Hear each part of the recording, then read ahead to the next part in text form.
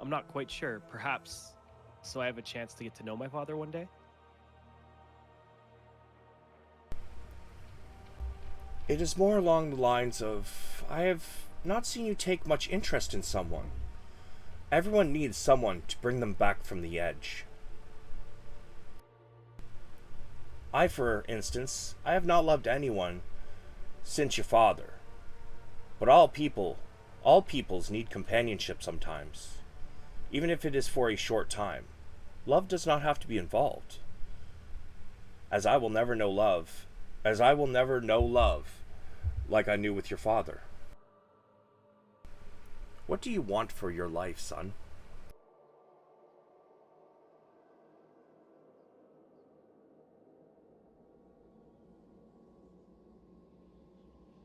That I am not sure. I do feel that there's something missing, but I don't even know where to start. Do you wish for a life of adventure, or do you wish for a life in the type of jobs you've had here? A life of adventure sounds all fine and dandy, but we have bills to pay, and you can't survive on your own. She chuckles. My son, you take care of me, and I allow you to do that, but I will be fine on my own. She pulls out a coin purse. And as she opens it, at first you don't see anything. And then she kind of turns it inside out, and the table fills with coin. There's no way that this bag should have been able to hold this much money. As I said, I would be fine. Zin's mouth drops, eyes wide open. This must be a trick. It is no trick. I can promise you that. This is a bag of holding. As you've been paying the bills, I've been putting aside money. Should you ever decide to go out and adventure, which I thought you might have done by now. But should you choose not to, well, when I finally pass one day, you will have all that I left. So I ask again, what do you want for your life?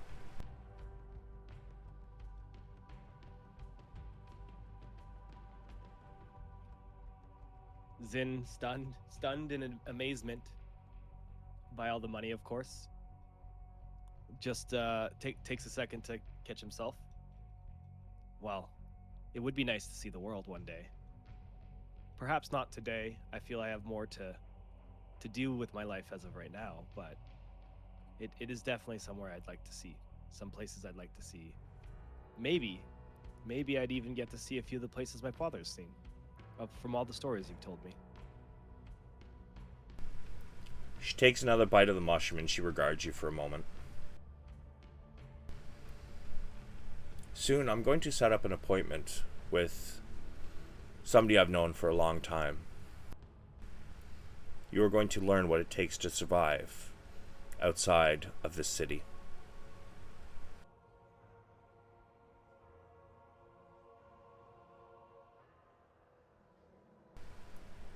Then gives her a questionary look, her quizzical look. She just smiles and looks down to her plate and starts cutting her food. And the rest of the meal passes in silence. Suddenly you snap out of it as you hear Valoran coming up the stairs behind you.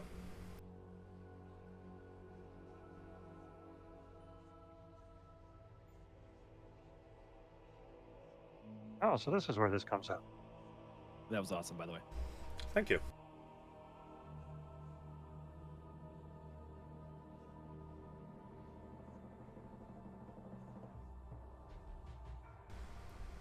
Is there anyone else falling upstairs, or just Valorant? I'm coming. Droop comes up behind Ren, and He's kind of like trying to see around Ren. Sir, there's another secret passage as well. Again, northeastern side.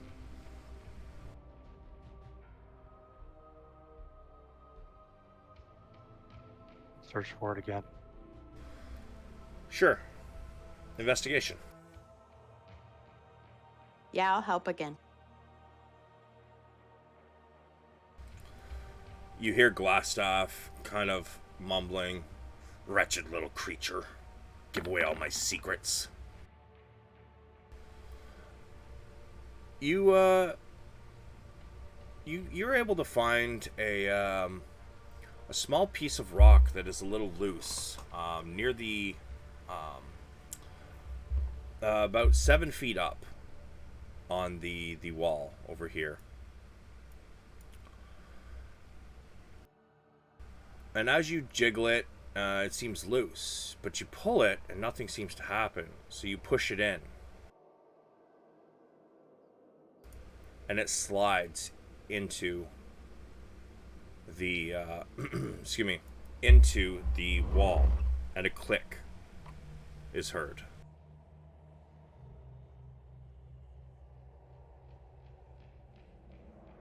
Does the wall move at all? Did I understand you said that they... The wall if you pop slides around up the corner, into the you'll see roof. it. Ah, okay, my bad. I'd like to draw my axe, just in case. Sure. And Zin will draw his swords as well.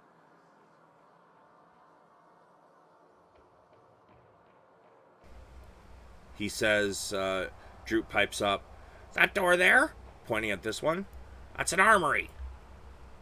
And the south one, it leads to a jail, but I don't know if you want to go in there." Do we not want to go in there, little friend? I don't know exactly what happens, but I know everybody avoids that room. Is there anyone in there? I don't know. I know that's where the dungeon is, but I've never been in that room.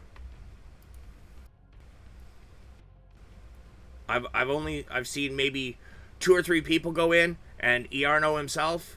Other than that, nobody goes in that room. But I hear there's dungeon on the other side of it. Let's search the armory first, shall we? Agreed. I concur. Okay. Let's see. Oh, I forgot to open that. 1 second.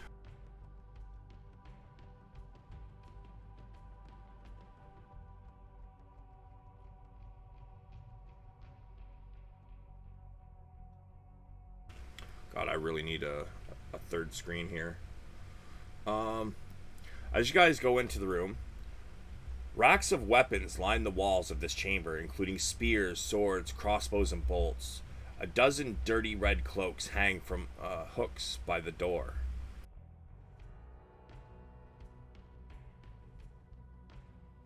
I'll put one of the cloaks in my pack and then start searching the weapons for anything extraordinary. Did you say on your back or in your pack? In my pack. In my pack. Okay. What what condition are the cloaks exactly? I mean, they look wearable. They're not. I mean, it is kind of a dusty place, so they're a little dirty, but they're not full of holes.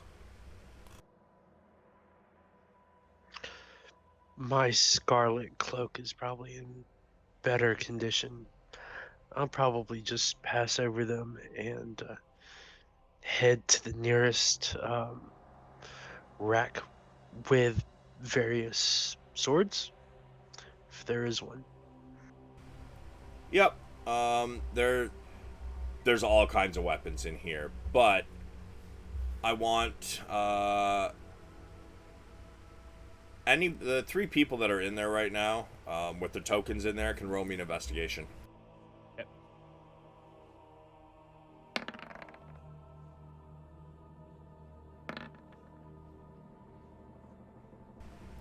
Ren, you just see a bunch of kind of shoddy weapons. But Zin and Val, you both notice a chest in the room. It's actually quite large, but the way it was placed underneath the shelves and the tables, it was partially hidden from view. Can we inspect the chest? Sure. It is. It looks like it has. It's made of wood, gold inlays, in an intricate pattern around the top and the lock mechanism. And is it locked? Yes, it is. Damn, it's always locked. I'm sure Glassstock knows where the key is. Good If we ask him call, nicely. Valerian.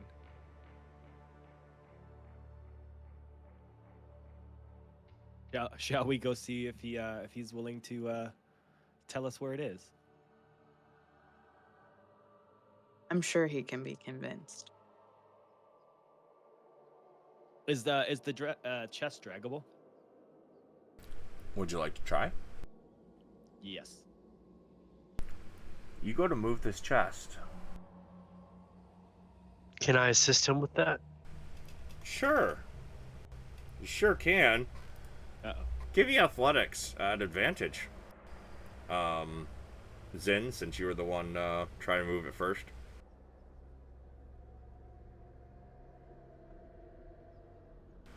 Yeah, you move it. Am I able to like drag it out of the room? Give me a dex save.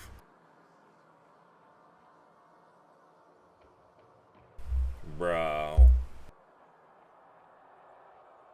Like I might have died. Acid spews forth, and you are unable to move in time. I am down.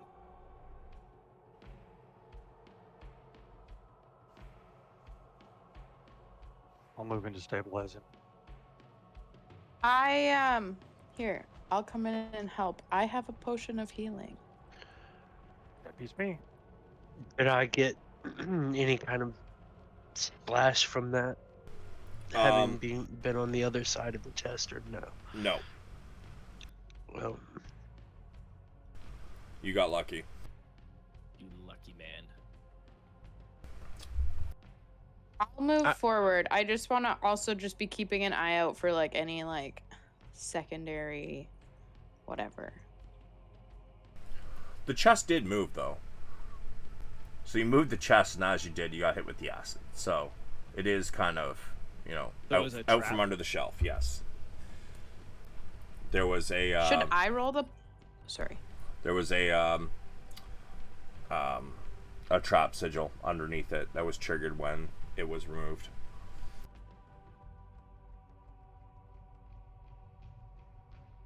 And Ren, I think you roll because I'm technically unconscious. Okay, I'll roll it.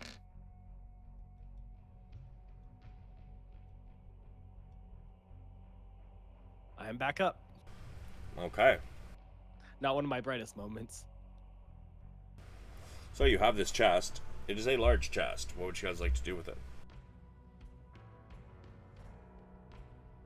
Din doesn't feel like touching the chest anymore and suggests we go ask Glassstaff. we could go and ask Glassstaff. Perhaps there's a key around his neck if he hasn't been properly searched, perhaps?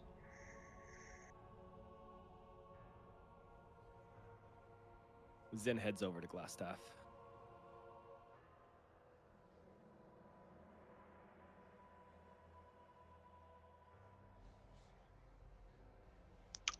I will probably head with him and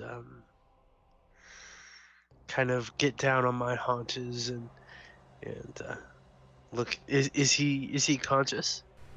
Barely. He's looking really rough.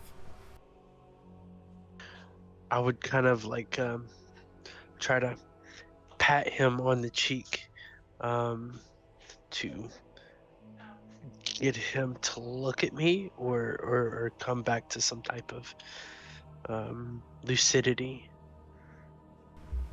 Oh, look. Another filthy creature.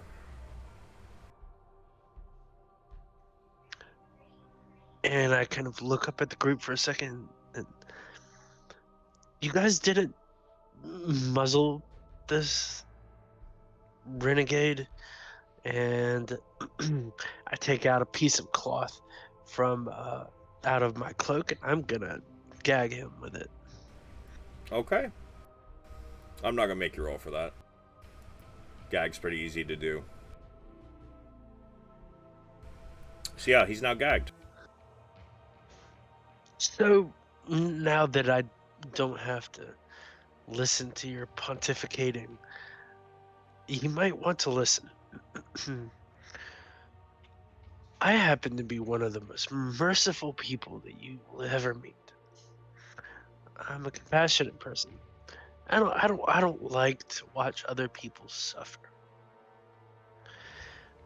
That being said, my compatriots here, some of them aren't so inclined to niceties. We need some information from you. Please give it to us. Nicely.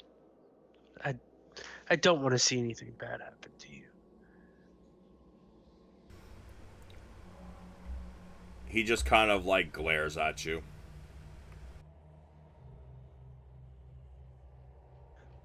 Could I have a diplomacy or maybe maybe intimidation? I suppose. I mean, if you want to roll, you can, but his demeanor, he's not going to help you.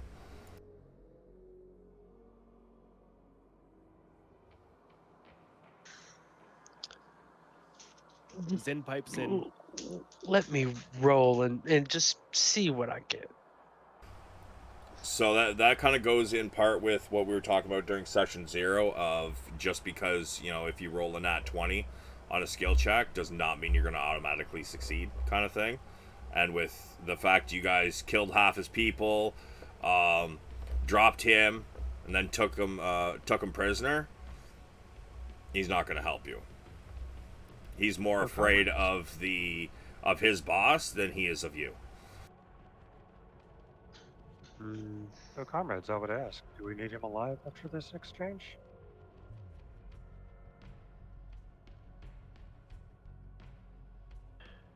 This is a good question. Brahm, you are aware that you were actually the one that reminded them that he did need to be taken alive. Do we need him intact? He needs to face justice. You can live with no arms. I love the way you think. And I just look perhaps- at her and make eye contact with him, and I just say, "See, you know, I'm trying to help you, but apparently you don't need any arms." So, He mutters through the gag.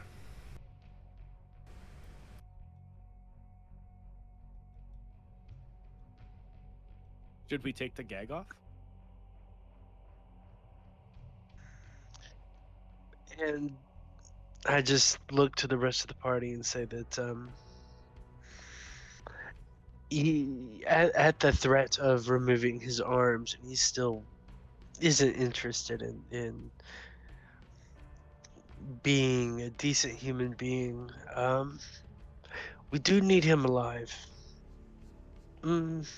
How alive is up to the rest of you. I'm just gonna shake my head and kind of back away. Zin suggests that maybe he should quickly ask the Nothic as well, since he seemed to be doing things for Glassstaff. He might know.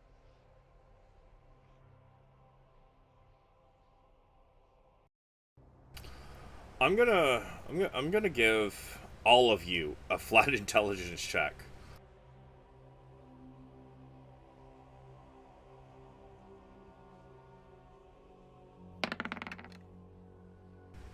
So that's a save, just to check. What is your intelligence modifier, Val?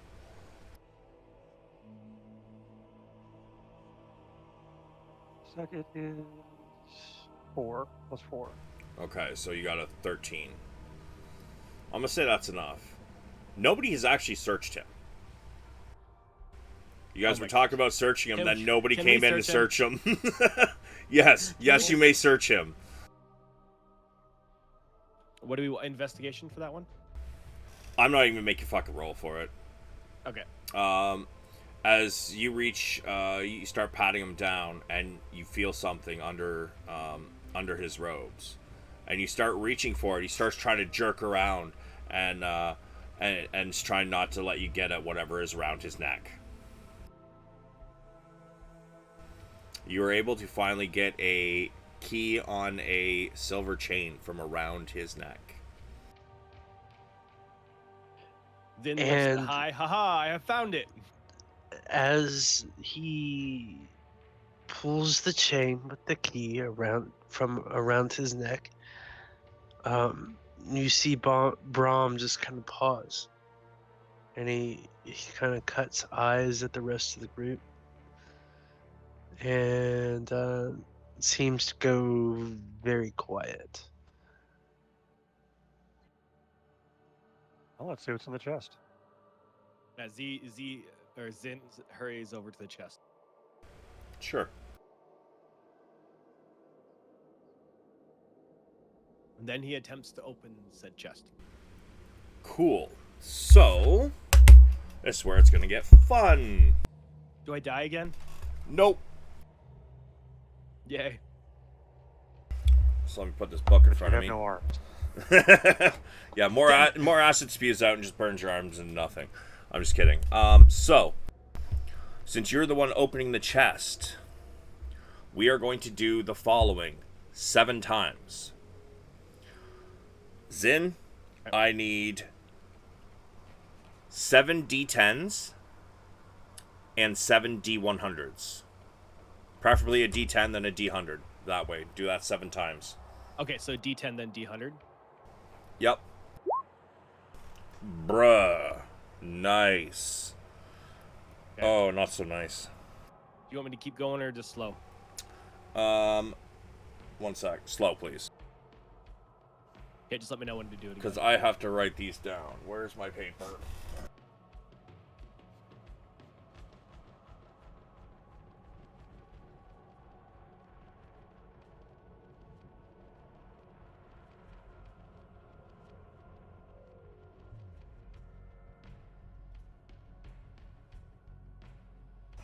Next. Bro, are you for real right now? God The damn. D10s like me, but the D100s are kind of telling me to fuck off, so...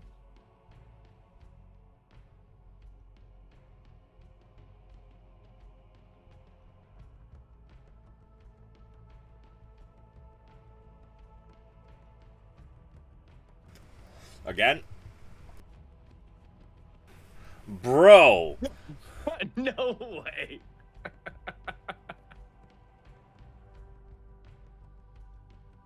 I wish I knew what it was doing, but I don't.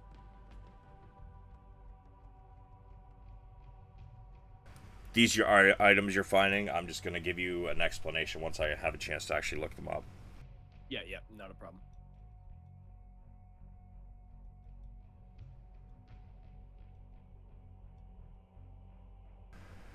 And again.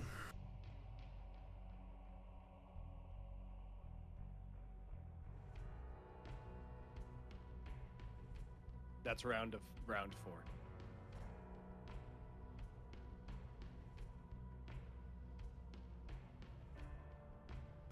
And again.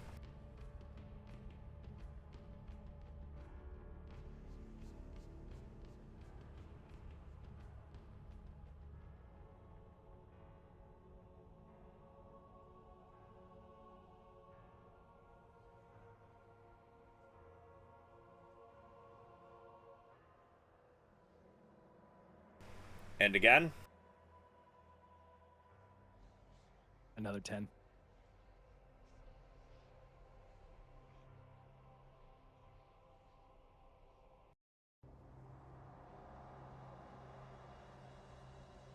And 46 is... That was the 6th round of rolls.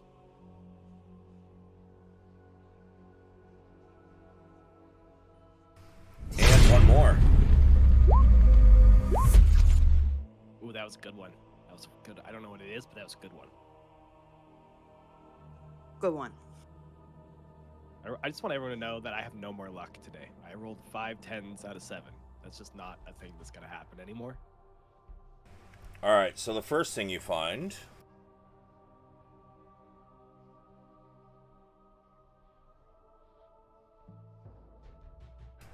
What the fuck? Did I really write that down wrong?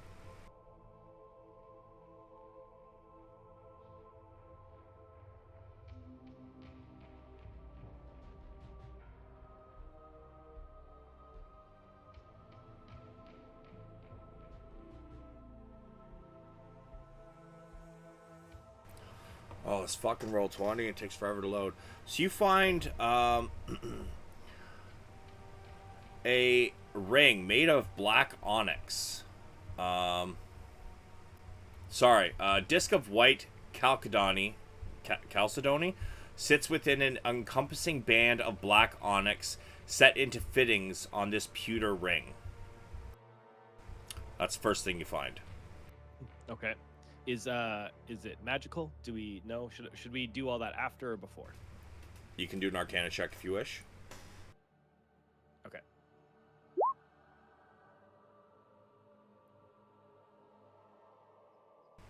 You don't know. I don't know. maybe I turn to Valerian and show it to him and ask if he has any knowledge of this. Interesting. Let me take a look at this for a second. You also find a set of splint armor. Splint armor? What type of armor is that? Is that heavy? It is heavy.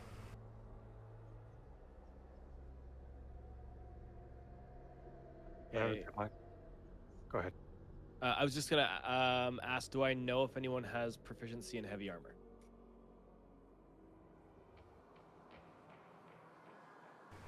I don't know. Does anybody? Me. I do not. I am proficient in medium. Same. You'll just take penalties for it. Brahm just looks thoughtful for a moment and kind of flexes and he says, I'm big enough to wear it.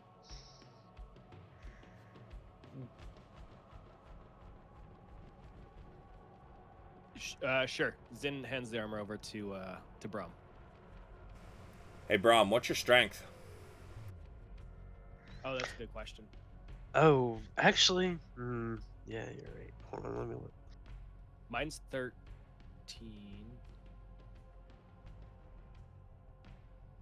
Wait, isn't like Renavok? I know she's not.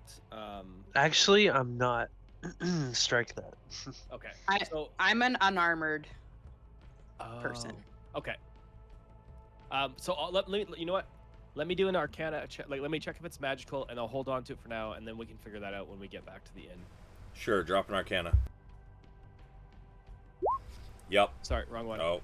That's athletics. But you rolled a 17. Your modifier Yeah. for Arcana is -1, so 16. Yeah, 16. Yeah, it's magical. Okay. So I'll hold on to it for now. I'll probably ask Valerian to identify it later because he has that ability and he has the pearl. So. My pleasure. You find an amulet. On this, there is a symbol that almost looks like a closed eye, and above it there are some other strange markings on the amulet itself. Interesting. I'm going to just assume that one's magical because that sounds magical to me. And maybe I'll ask as we go through the other items if Valerian can attempt to identify. I have identified as well. Yeah, but Valerian Just so you know, has I'm switching headphones. a pearl that you need to use that ability. So he physically has the pearl, unless yours doesn't need that. But I thought that's what it said on the thing. I think, if I remember correctly, I believe I you have it. one as well. You have a pearl? Yep. Okay. Yes. Well, then I'll ask you to identify. You find a small vial with a red liquid in it. It seems to continuously expand from a tiny bead of color. And it is actually clear liquid, and there is a small bead of red in it. And it continually expands and turns the rest of it red, and then shrinks back down into a small bead in the rest of the colorful or clear liquid. Interesting.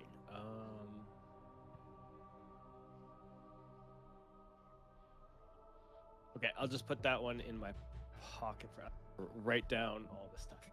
1 sec. It's all right. I'm gonna, once you guys identify it, I'm gonna give it to you and give you all the information anyways. Okay. Yeah, the proper names and shit. Realistically, the whole goal is whatever we see, I want to check if it's magical, and then I want us to identify it all, and then we can figure out who it fits best for, right? Based on their thing. For That's sure. Okay. Okay, we'll just keep moving through. I'm trying to not take too long doing this. You find 5 arrows. These are very large arrows, and the arrow tip seems to almost look like a harpoon. Interesting. Okay.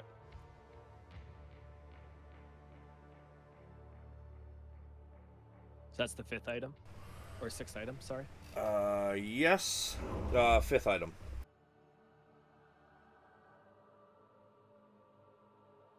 Yeah, okay, so 2 more items. Okay.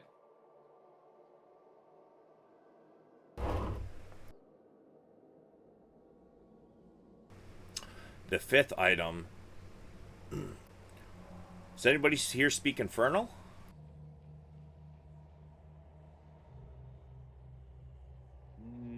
No. No. Yeah, that'd be me. Oh. So as you look at this this scroll that seems to be wrapped, the scroll holders seem to be made of bone. And as you open it, the words glow red. And there seems to almost be splotches of blood on it. But you can't read it. But Valorant over Zin's shoulder, you realize that you can actually understand this. And what does it say? It allows you. This is a spell scroll of command, not to be confused with a scroll of spell. They're different. But this one, I'll open it up to you in a minute here. This one is works a little different than the regular spell. And the last thing.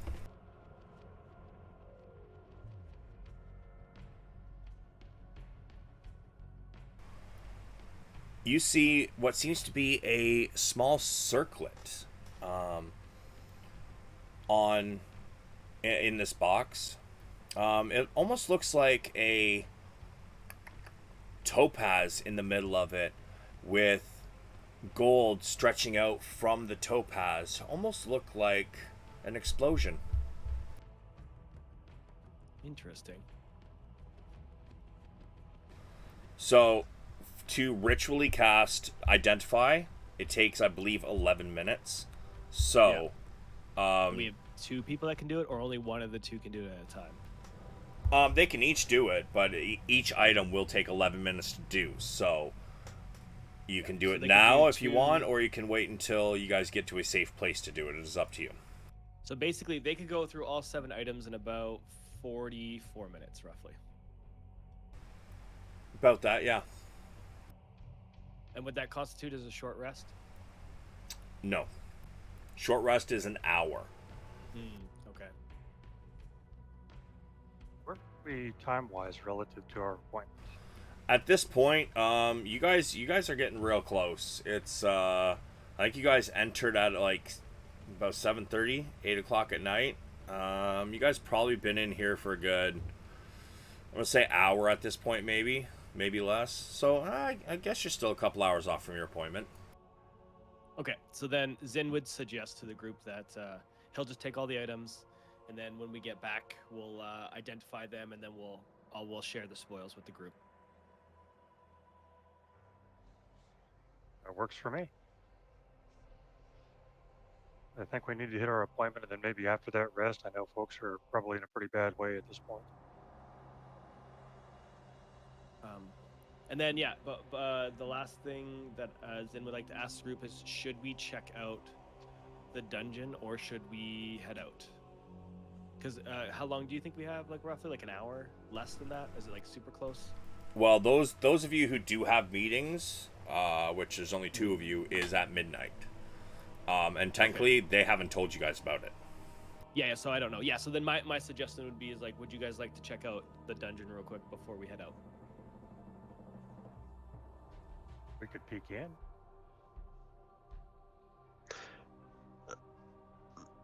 I have an important meeting that I must attend. Perhaps, It is still 3 hours before your meeting, just FYI. Because, like I said, your meeting's not till midnight. It is about 8:30, maybe 9 o'clock. So, it's up to you guys. But I'm sorry, I've got somebody that's supposed to be coming to pick up a package that I thought would have been here early this afternoon. They're on their way. I got to run downstairs real quick. Sorry, guys. No problem. We'll just take a quick 5 or something for everybody. After that, back at 5.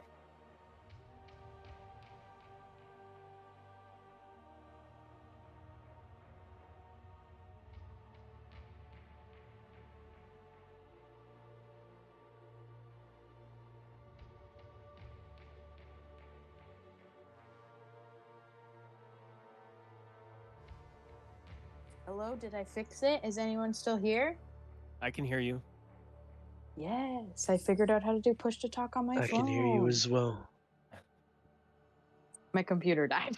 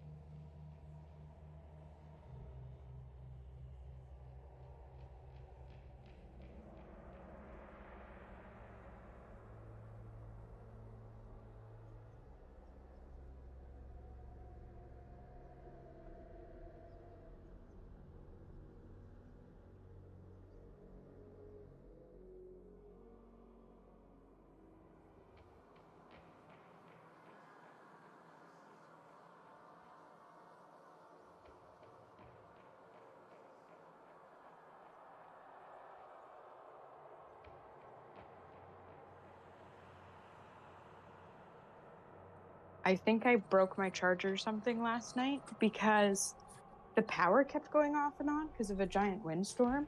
And so none of my stuff was charged this morning. So I think something happened with my power.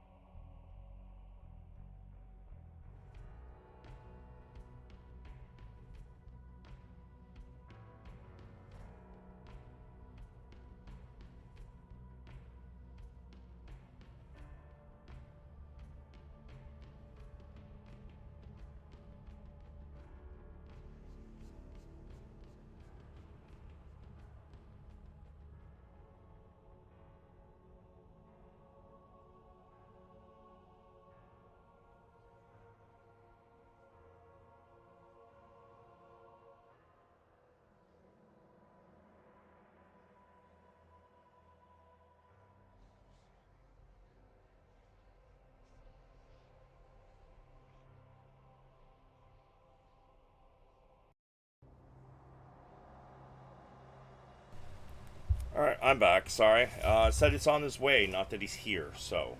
Yeah. That's annoying. Yeah. Yeah, especially since I'm on the 3rd floor and I can't fucking hear the front door, especially now with headphones on.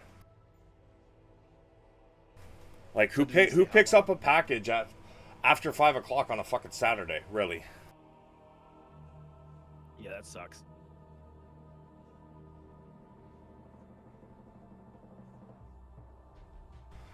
Alright, so, yeah.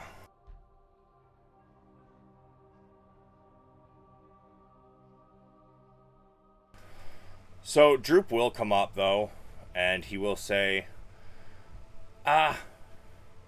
usually 3 guard dungeon, prisoners, and whatever's in that next room.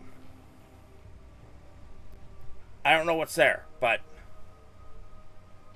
yeah, probably dangerous.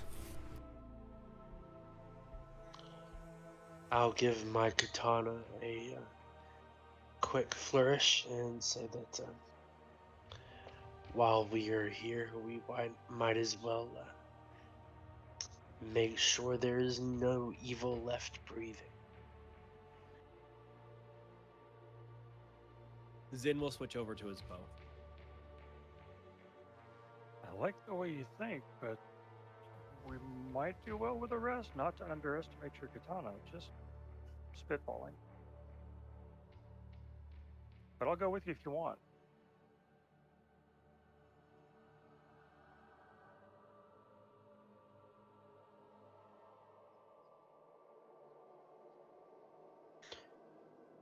Does everyone feel physically able to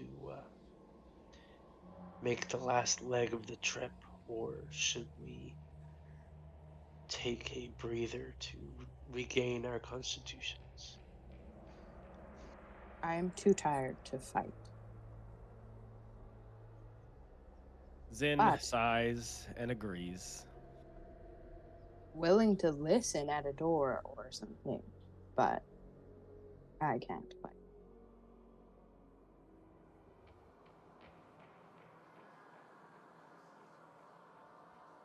Zin agrees with Ren's thoughts.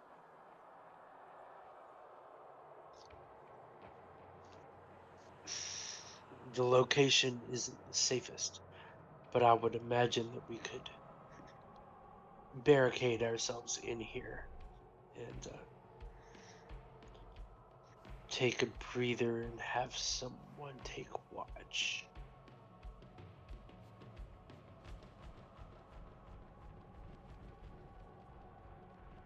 What's the recovery on short rest, Savage? You can roll your hit dice, and some classes do get bonuses, such as a Wizard's Arcane Recovery. However, I can't remember if you guys already had a short rest or not, because those kind of class abilities usually only come back once. Okay. We have not had a short rest. Okay. Yet. Zin's down for the short rest idea.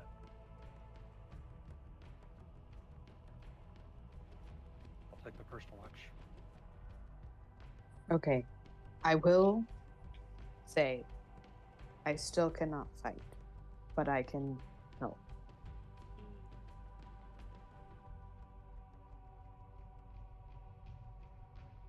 Then perhaps we should just leave and come again tomorrow.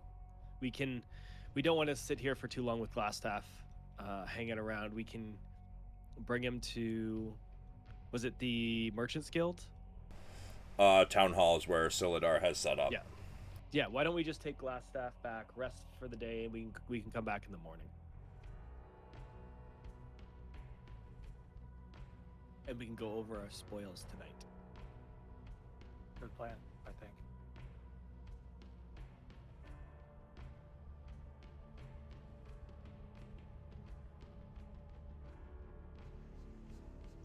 So is that what you guys doing then, or? This sounds like an admirable plan. And I just sheath my katana and hang back. one quick question, Savage. I see on the micro map, maybe it's just for effect, tools located in the armory. Are there tools laying about? I don't think so. I believe it is. I think that's just how they made the map. Oh, good boss. 12 spears, 6 short swords, 4 long swords, 6 light crossbows, 8 quivers holding 20 crossbow bolts each.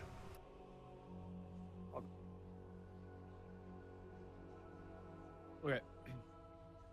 Zin moves out the door.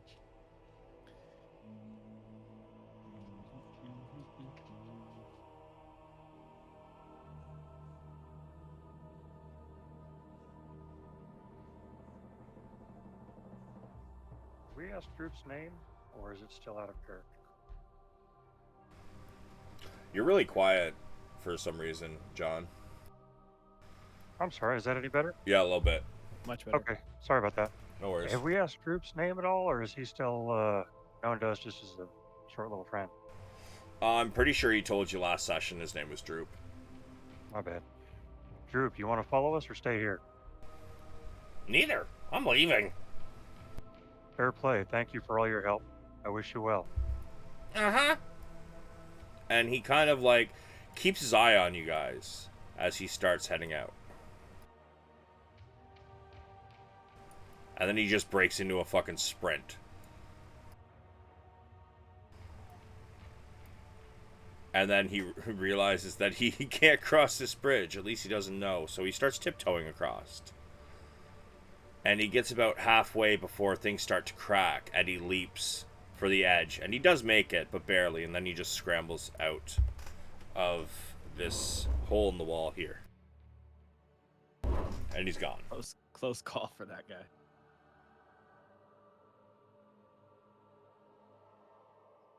He's a good friend. He helped us more than he had to. Maybe not a good friend, but he was helpful. I would say friend might be a little bit. Yeah, you're right. But he was very helpful. He was less evil than our little renegade here, and I'm going to give him a little kick. Shall we turn in our renegade? I think that is a good idea. Yes. Alright, so you guys are heading out? Yeah. I'll lead again. I'll try to be decently quiet, but I'm not as concerned because we cleared out most of this. Oh, you're just letting us leave. Yeah. Awesome. Yeah, there's nothing blocking your path. Fantastic. Yeah, so can we take him to where he's supposed to go? The town hall, you said? Yep.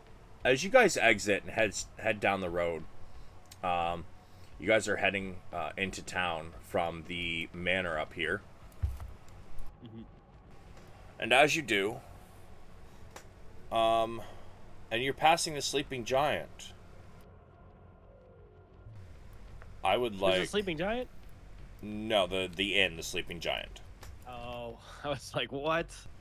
We have a problem. Mission control.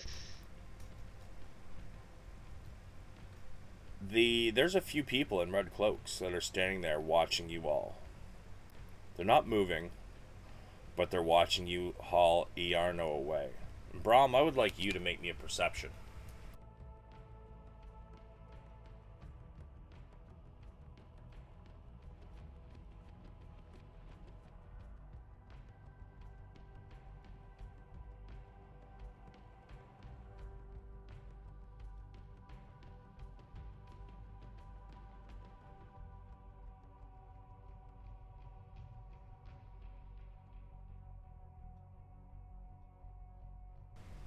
Gartoon is staring at you intently. He is not happy. You see him whisper to some of his allies. And they all just kind of walk around behind the sleeping giant,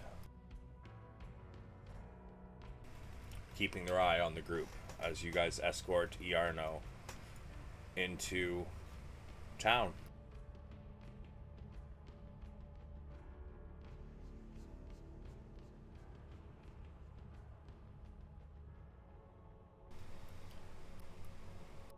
What do you guys want to do about that? You guys want to keep going, or what do you want to do? Did we all notice, or I did think- just Braum notice? Braum noticed specifically that one because he's already had an interaction with him. Okay, but we all noticed the red cloaks. Yeah.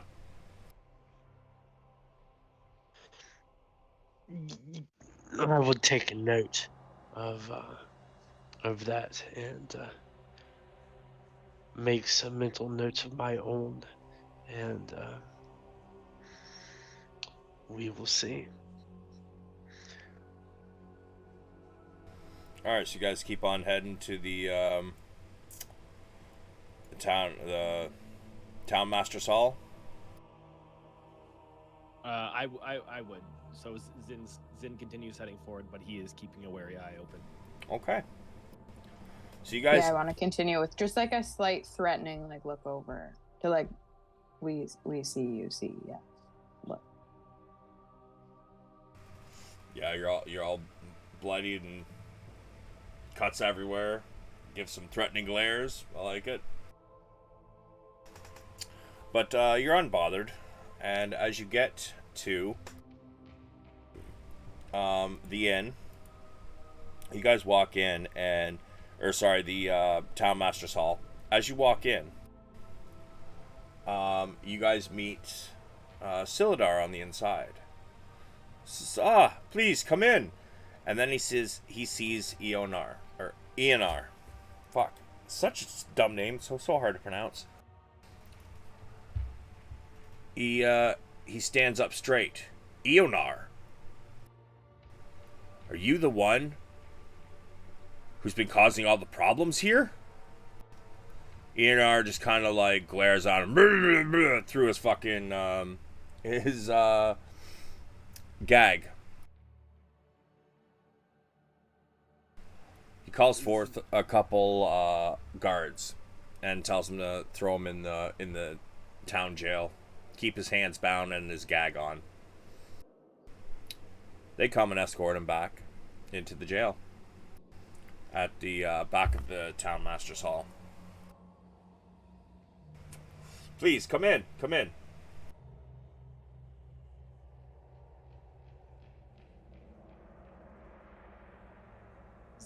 Zin steps through the door. Braum would step through the door and kind of size up the room around him and just kind of hang back and listen. As you guys enter, you see Silidar is not alone. There is I believe she's a halfling. Sorry, I didn't have this open again.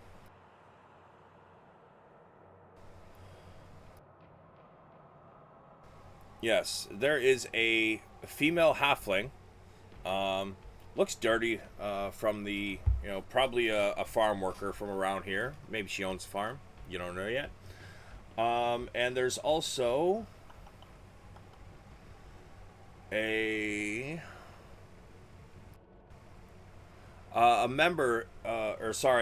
man in full plate armor sitting in the room with Silidar. Silidar says, Quellin, Darren, these fine people here seem to have brought back the leader of the Red Brand, which, to my dismay, was once an understudy of mine with the Lord's Alliance.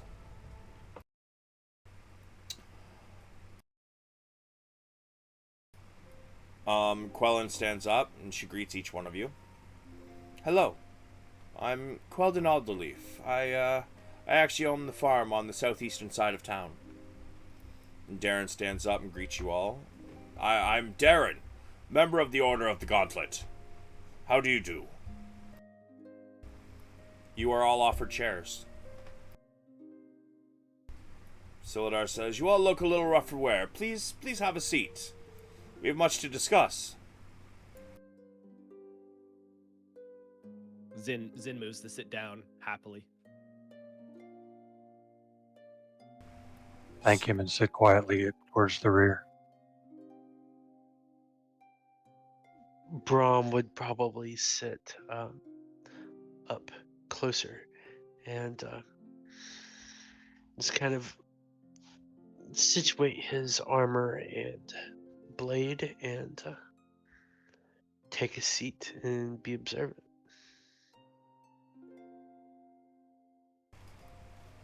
So, I see you've captured Iano. How did it go? Well, I wouldn't say it was one of the easiest things we've ever done in our lives, but there was quite a few of them, it seems to be. And we did notice a few more as we entered town.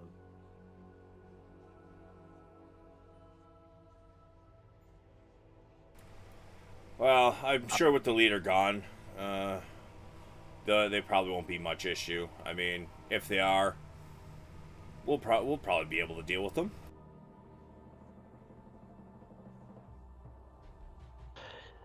I understand that they seem to have a sizable amount of financing. Do you know what type of business they were taking part in, or was it just simple brigand, smash and grabs and robbery, Um, etc.? there was definitely some racketeering, thievery, quote unquote protection.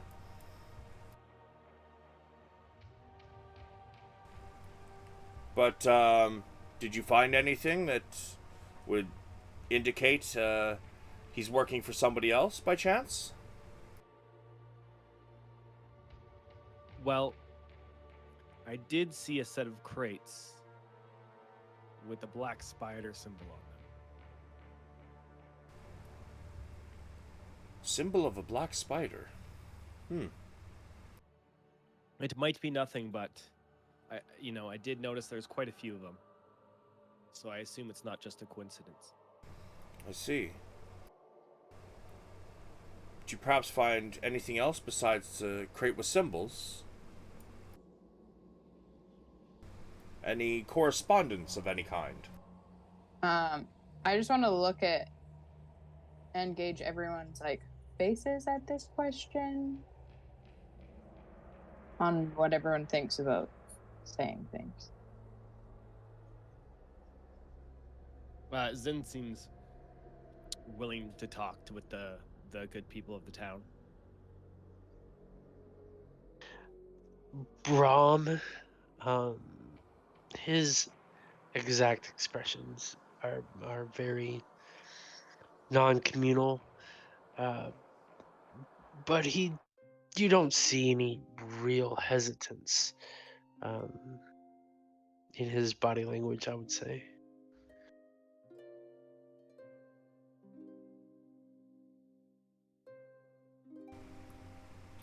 Val seems relaxed and at ease in the environment. Okay. Yes, we found a letter.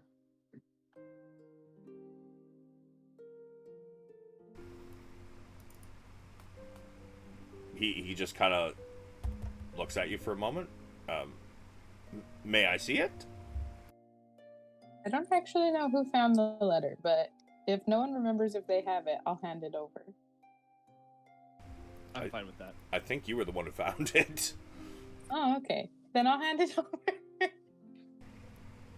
He reads this, and he's like, so, the only reason I can see them hunting you down is for fear of you finding Gundren or the site he was trying to bring me to. I can't see this perhaps being this speaking of anybody but your group, since you were hired by Gundren.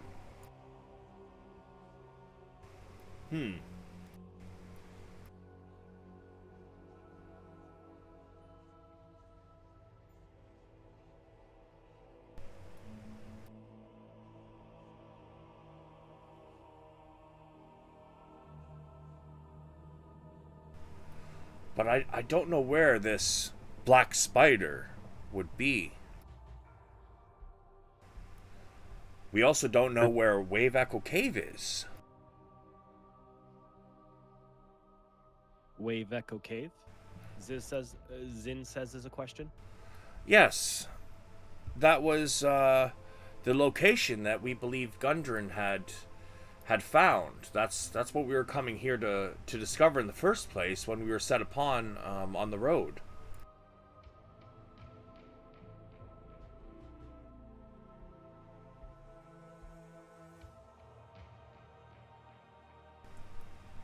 Surely it has to be somewhere nearby. If they were, making expeditions to and from this place, then it has to be in the countryside nearby somewhere. Why did you believe he found it? Because that's what he told me. That's what he was going to bring you all here for. You were supposed to bring the items, which you did. But once you were here, he might not have told you, but he was going to try to hire you for protection. While we looked for this Wave Echo Cave, he believed the map he had gave the location.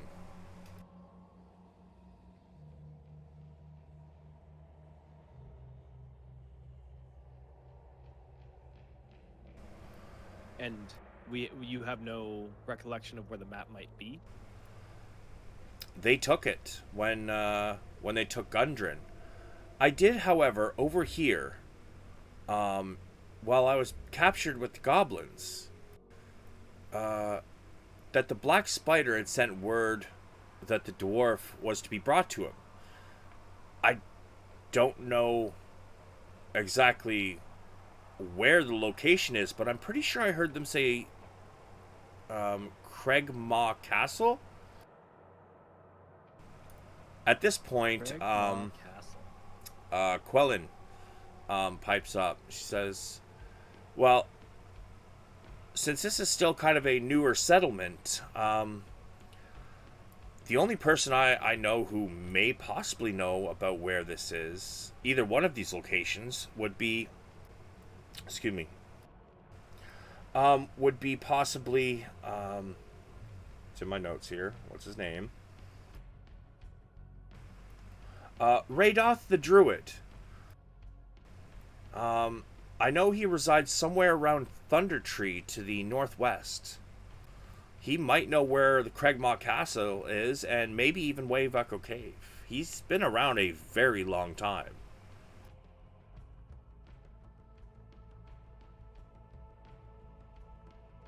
Is he the sort of fellow that would point us in that direction?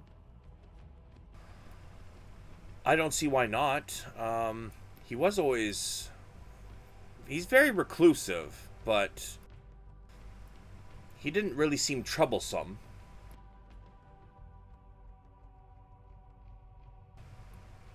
You might be able to find some information on where either one of these places are from him. And where did you say he was? He's at Thunder Tree. He wanders that area, Thunder Tree. It's in the northwest. It's kind of an old ruins. The forest has kind of overgrown it.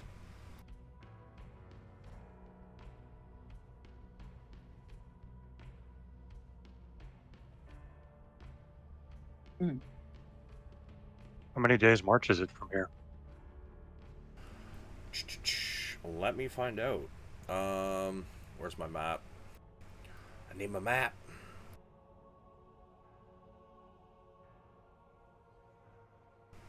So you guys are there. Oh shit. Says it's probably about 3 days east of Neverwinter. Sorry, no, that's wrong. Probably about a day and a half east of Neverwinter. From here, I mean, you're looking at... No, that's still wrong. It's probably about 3 days from here. It's only a few hours from Neverwinter. If you were to go north until you come near the forest and just follow the line, or the not the line, the forest line, it will probably be visible right before you get to the river that runs into the Neverwinter Wood. And is it, the name would suggest that Thunder Tree is a larger, imposing tree. Is that the case, or is it more subtle than that?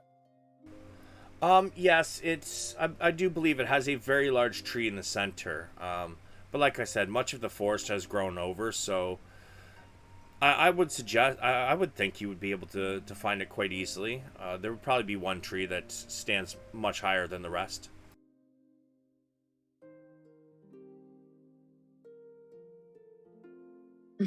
Thank you. Indeed, it seems we may have our next destination. How far of a trek would you assume that to be? Bruh. About 3 days from here, or or a few hours from Neverwinter. Okay. So it's a big journey. It is a few days' journey, yes. Well, then we certainly won't be setting out tonight. Seconded. Yes, let's rest. Agreed. Sir, as we walked past the inn, we noticed many people in red cloaks. Is there another place that we might rest the evening? You would that inn they were in is the different one from where you met the rest of the party. So there is another one north of excellent. the main road that you were already in for a while.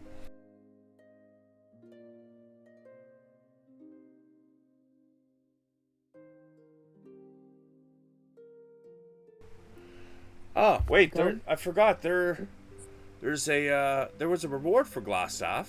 Hold on, let me get it for you. He goes into another room and he shuts the door. And you can hear him rummaging through shit.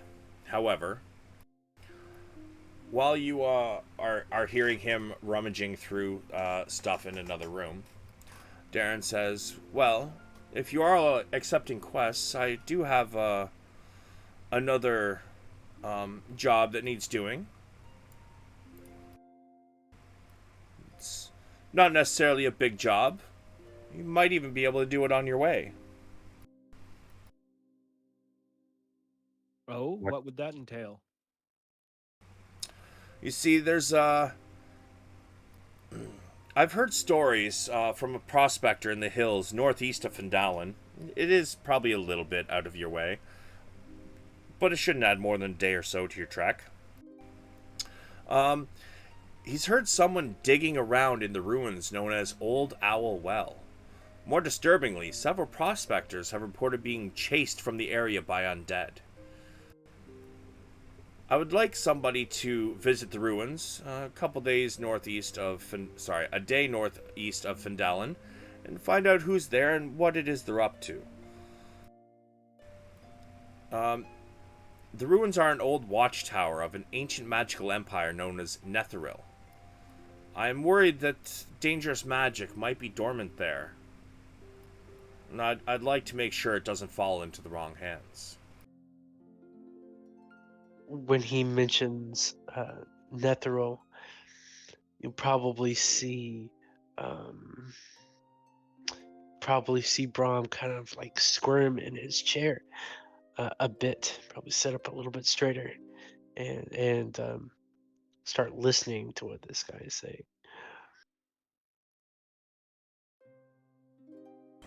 There's not many here that would be capable of such things if it turns out it is dark magic. But it seems you are able to handle yourselves.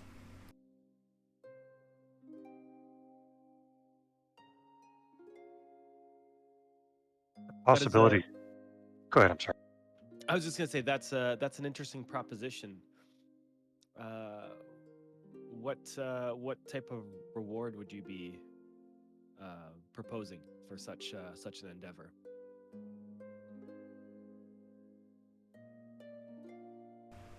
Well,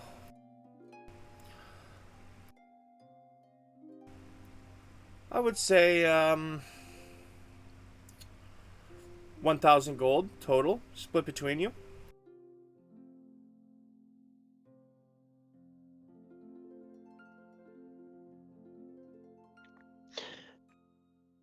I would gladly rid this place of undead if that is indeed the root of the evil taking place there.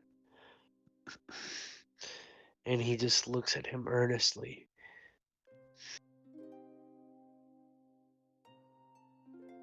200 gold pieces to deal with dark magic.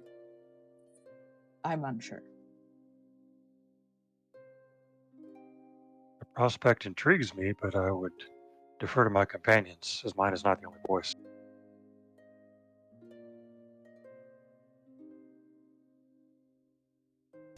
Well, as I said, take the night to think on it and let me know if it's something you're interested in. Indeed, I think that would be a good idea. We could wave away some of our weariness and perhaps have a couple drinks. It might open up some good conversations regarding this. Well, I'm sure you can find me here tomorrow. At this point, Silidar comes walking back out. And he puts about 140 gold on the table. Or sorry, 150 gold on the table. Says, this is for capturing him and taking care of the red brands. And then he puts another 50 on the table and says, this is for capturing him alive.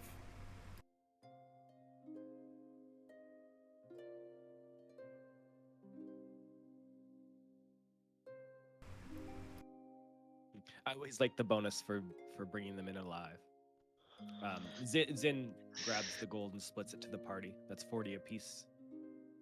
It is.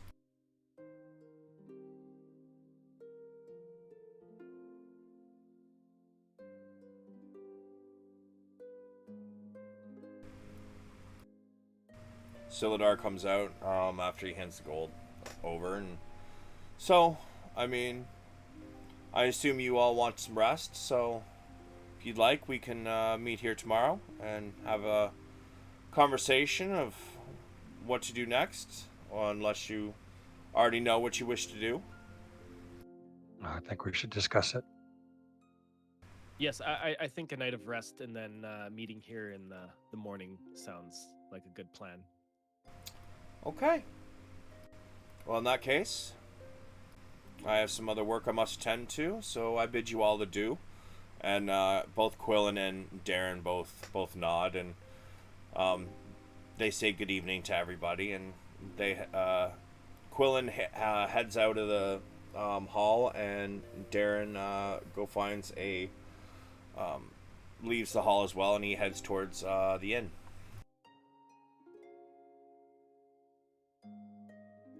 Zin moves to leave. I'll follow Zen. Yes, I will follow suit.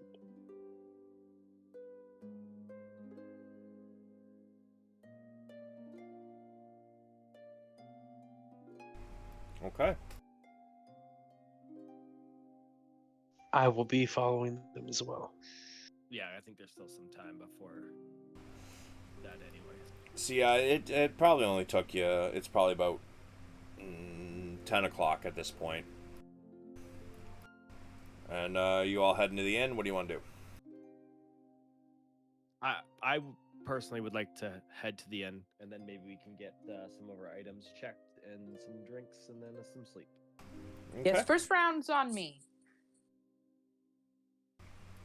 All right. I would turn to, well, yes, we'd be heading to the inn. Are we in the streets at the moment? Yep. You guys are about right here. And the inn is literally across the street. I would make my psionic connection with our cat companion, and I'll probably make it as gentle of an intrusion as possible, and ask her if she was still interested in meeting the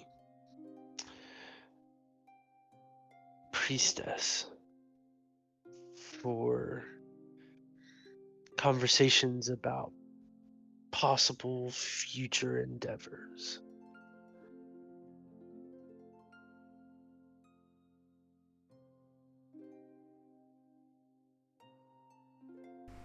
Ray? Can you hear me? Barely. You're pretty quiet.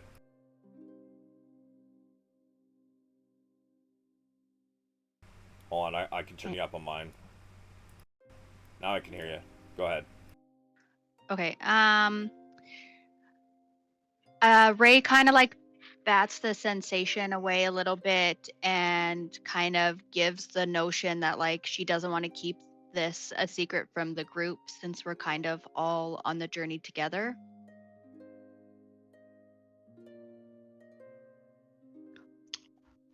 We can inform them as soon as we get somewhere that would be quieter.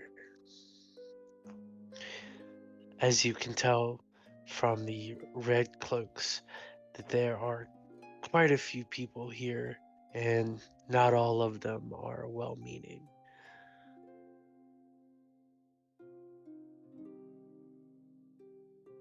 We could discuss it when we get back to the inn before we head down to have drinks and get some food. That works.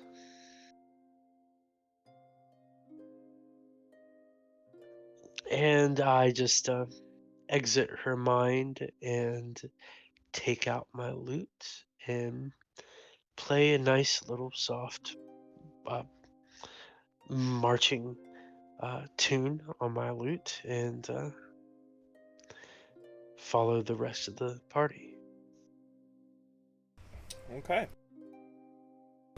So you guys get to Stonehill Inn as Brahm is strumming his lute. Brahm, give me a performance. See how well you do. All right.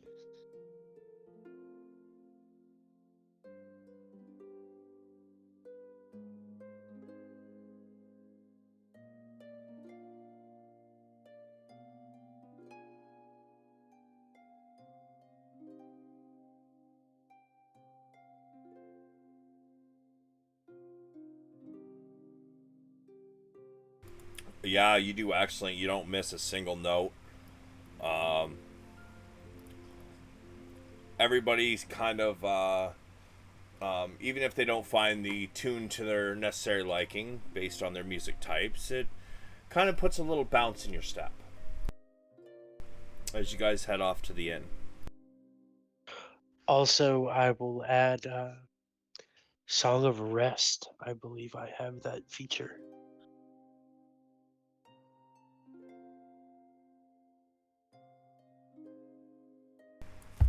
And let's see.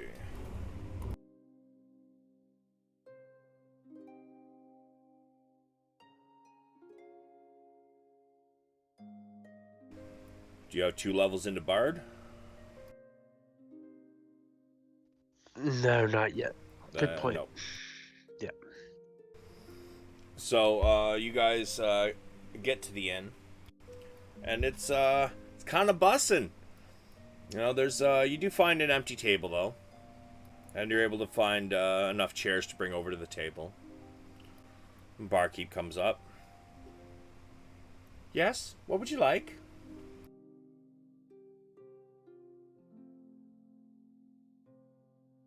A round of beers, and a milk.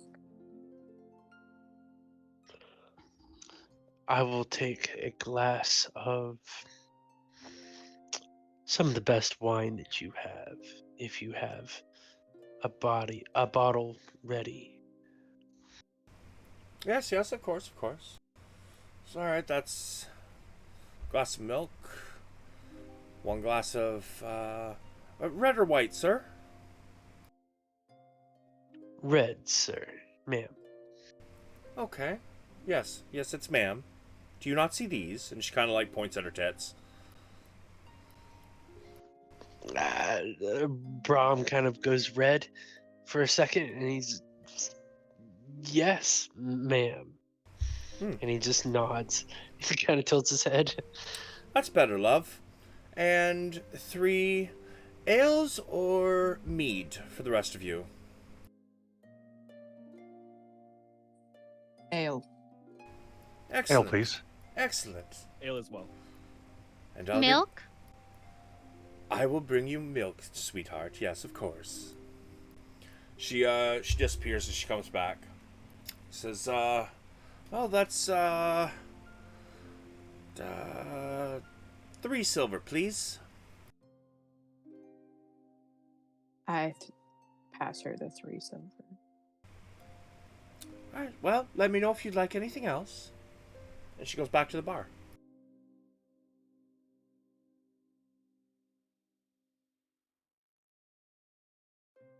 So what would y'all like to do now?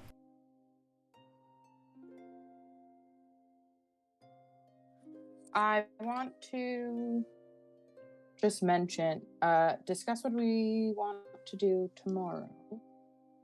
Because we can stay in town if we choose. Or we should have our fees waived now for the cart and horse. Now Red Cloak's leader is taken care of. So, if during the meeting they had mentioned the ancient kingdom of Netheril, if you guys would like, I can tell you the story of this ancient kingdom and what befell them and why this small exploit could be of real arcane interest. At the sound of the words arcane interest, Val perks up, raises his glass, and says, I'd love to hear the story. Zin nods. Ray just gets comfy in her seat and is lapping milk from her cup.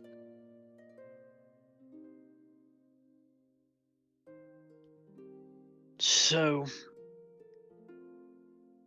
we turn back the hands of the clock to a time in which there were no restrictions on what it could or could not be done with magic.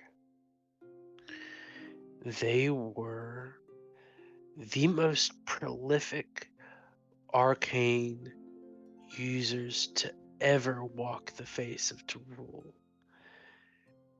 They had sprawling cities that existed purely off the power of the weave. They created spells and incantations, the likes of which have never been seen again, both mundane and otherwise. Their cities were lit by arcane means. Everything that they were was shaped by the power of the weave. But eventually, they let the power go to their heads. They pushed the boundaries and pushed and pushed. Eventually, they began a spell in which would cause their kingdoms to rise from the ground. And the spell almost worked until it caused a fissure in reality.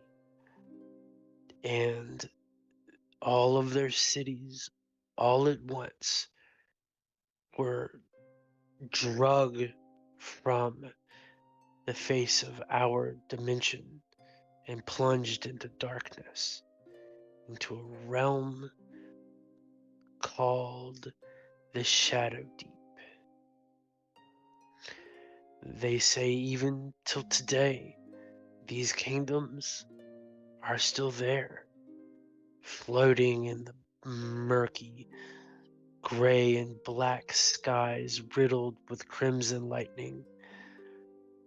They amass their armies and brood in darkness, planning and plotting and creating spells that'll return them to their rightful place here in our realm.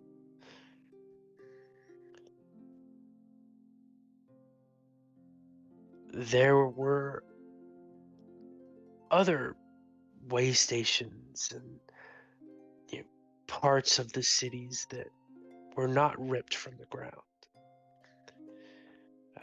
Outposts and the like that still exist here today now. But they say that Mistra cursed them for their folly, and now they are most likely prowled by spirits of the long since damned. Their arcane might, make no mistake, was something to truly behold. To say that those Netherknees, if they are still out there in the Shadow Deep, are some of the dangerous entities that one could ever face, if they're still there.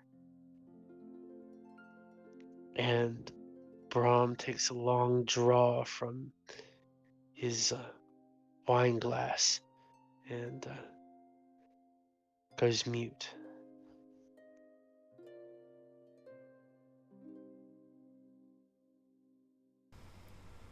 Was that your Thanks. your tavern story? It is. Inspiration point.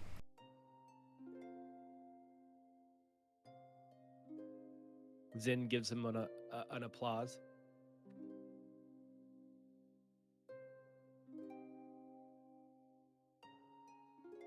Ray's pupils are just huge as she's curled up in her seat because it was almost like a horror story, so she's a little scared.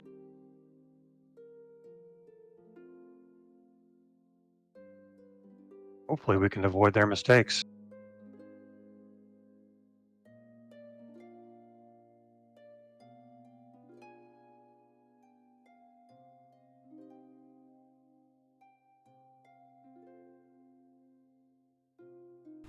Did you So, guys? given your knowledge, Sorry, go go ahead. ahead. Nope, go ahead. So given your knowledge, is this a place that we want to explore? It doesn't sound like it's entirely free of danger, to be sure.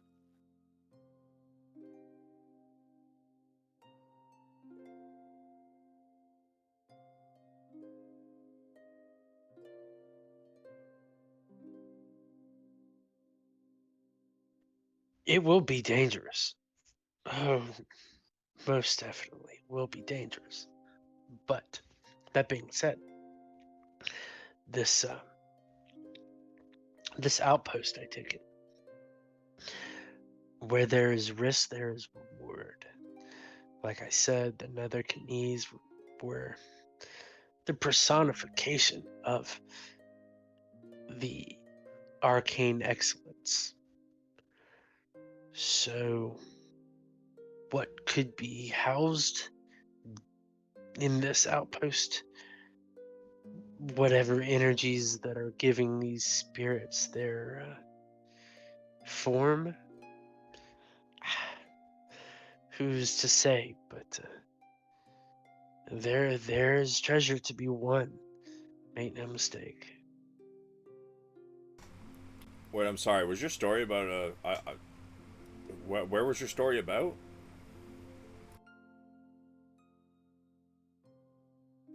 I thought it was Netherell. Yes. Oh, Netheril. okay. Yeah. Okay. Yeah.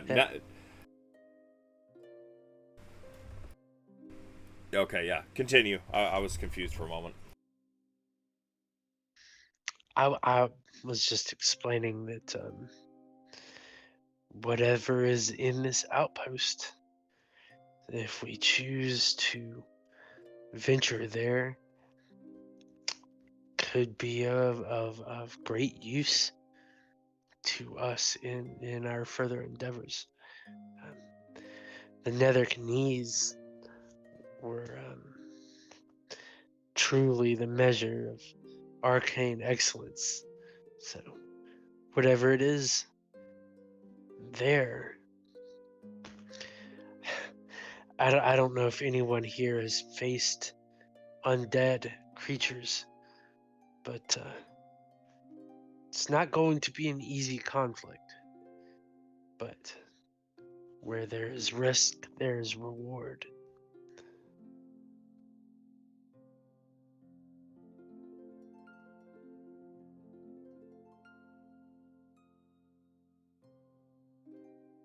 I'm attracted by the possibility of returning the undead to their rightful place, but I think in our earlier conversations I had detected some hesitance on Ren's part and would want to hear Ren out before casting a final vote.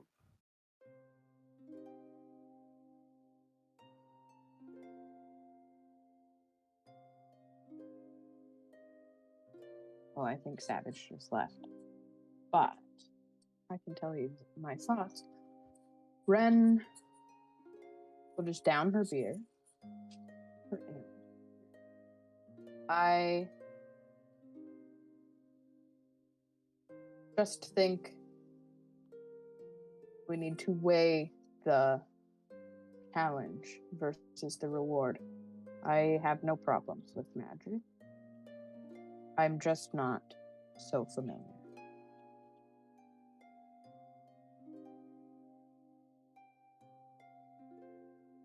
I'm sorry, you cut out for me. What was the last word? I'm just not familiar with it. Oh, okay, thank you.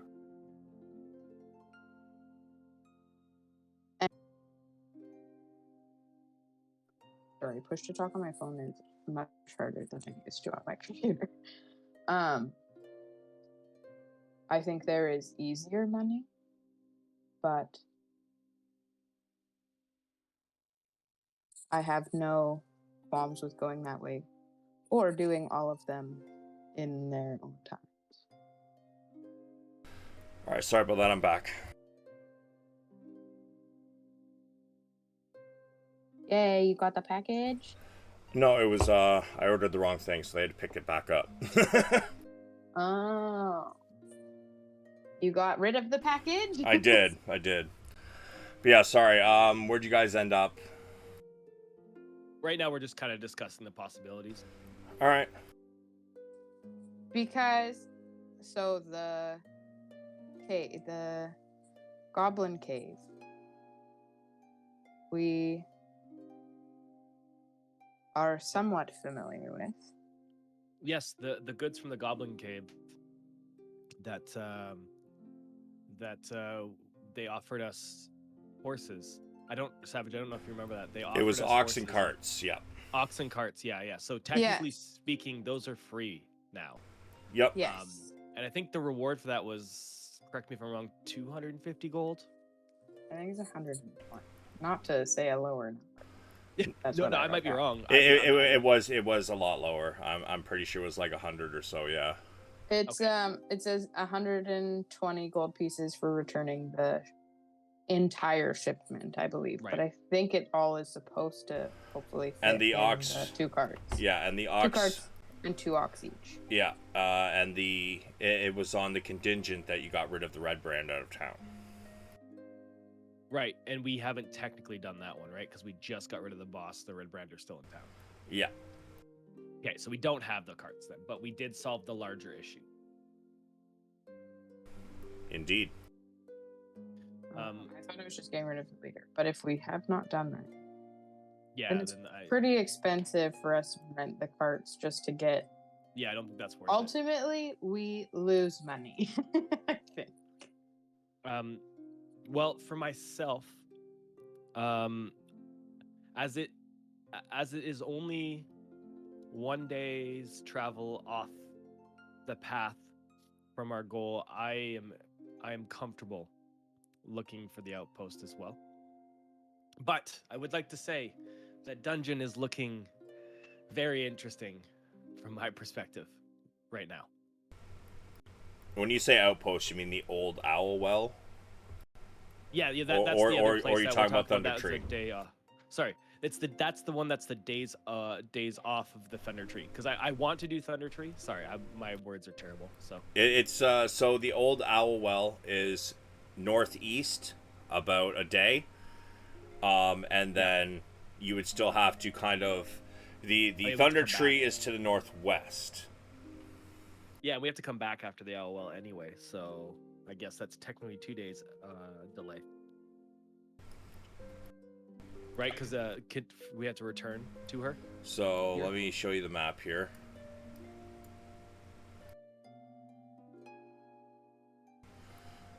So could Fuck, I think it's showing you too much. I'm guessing you guys can see all of the words here, yes? I don't see a single word. No, you don't? Oh, that's so good. Okay, so... Yeah, I can in only that see case, the high road. That's all. Ha! Oh, I see. Okay. Wait, I see stuff. I see the high road. Shit! Ignore Trouble that. Trail. Fuck. Blind yourself. God damn it. Everyone close your eyes! That was my mistake. So you got Fendel in there, right? Mm-hmm. Alright, now let me move some shit around here and try and do this properly.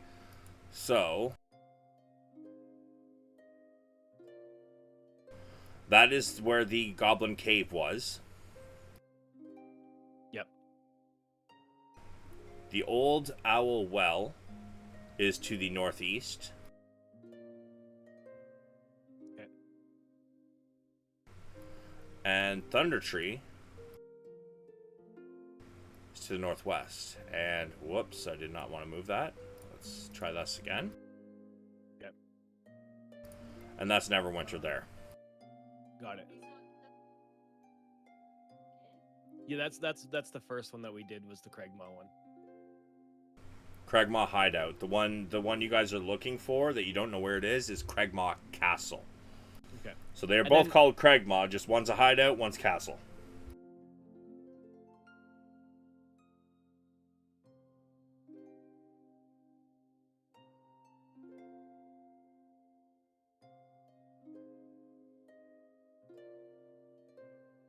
Sorry, Savage, correct me if I'm wrong. If we do the old Owl Well, we have to go there and then we have to come back to Fendelin, correct? That's pretty much, yeah. Yeah. So it's actually 2 days, not one. Sorry, actually, yeah, that's still wrong, which is my fault, not yours.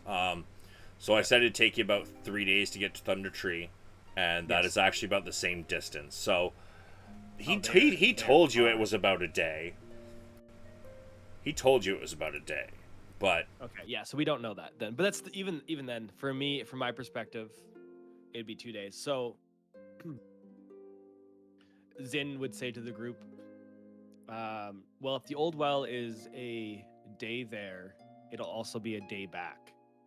If Thunder Tree is 3 days, it would set us back quite a bit if our goal is to find Gundren, as we have no clue where he is, and he is the one that hired us originally. Yes, information sounds good to me because it could have more information on old well or other things if we can just gain information in general from the druid?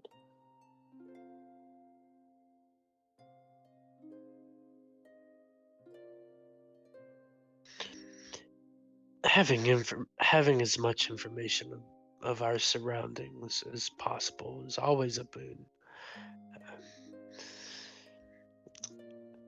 I am with you, so whatever you decide is what you decide.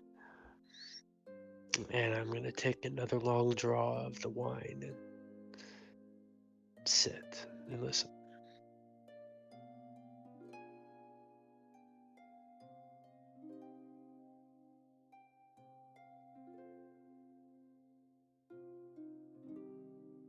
I can learn anywhere. Thunder Tree works as well for me as Old Owl will. Ray's curiosity is taking over, and she would like to do the owl well.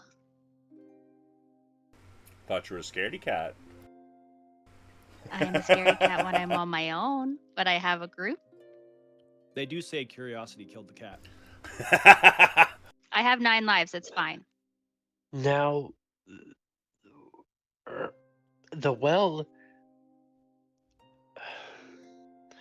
there is something there, and there is rewards to be had outside of whatever it is that they plan on giving us for achieving, the result of clearing the cause of problem there. Like I had mentioned in my story, the Nethercanese existed off of the arcane. And as you know, the arcane is everlasting, so long as it isn't broken or interfered with. Um, so the possibility of finding another Knese relic there, or perhaps a relic is what is causing, the dead there to be more restless than what they already are. Who's to say? But I am interested to find more information about the Nethercanese and perhaps what influence they had over the ancient civilizations that dwelled here. So could we not just go to the owl well and then go straight to Thunder Tree? Because once we get there, we might have to come back to Fendelin anyways.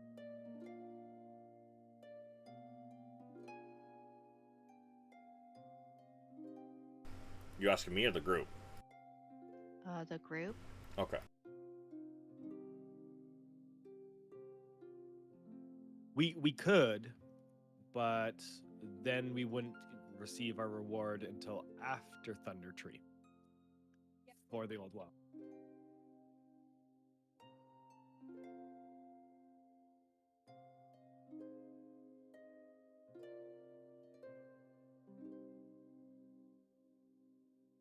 Okay, so my thought process is if we do the owl well first, the rewards that we get from that may be greater than what we would receive for completing the quest. So then returning back to Fendelin might not be a 911 situation. We could just do the quest in Thunder Tree.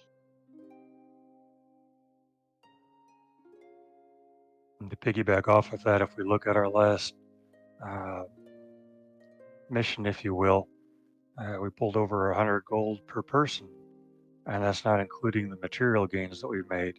So I think the real reward might be, as I suggested, in the adventure itself, rather than just the fee for completing a task. Yeah, like it's all about the journey, you know? I know little about magic, so I will leave it to those who know things. because I do not know how to fight undead or stop them. But if you do, I will come. So, I know a bit about fighting undead. And I myself, and perhaps our cat compatriot here, will be speaking with the priestess later tonight. So, while we consult her on spiritual matters, perhaps she can give us further insight and or uh, good means or measures to take against any undead we might come across.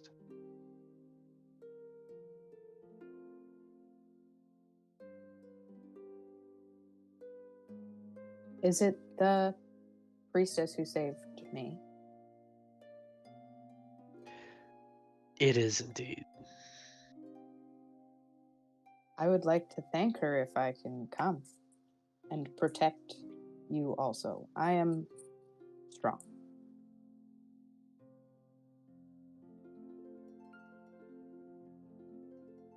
We could also just have the meeting with the priestess and then come back as a group and decide after we get whatever information she has for us as well.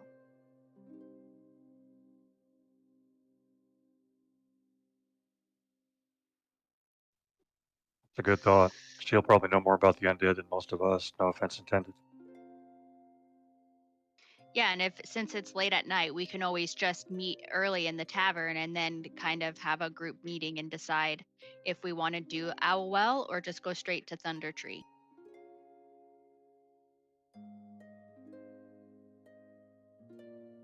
Like we can sleep on it, basically.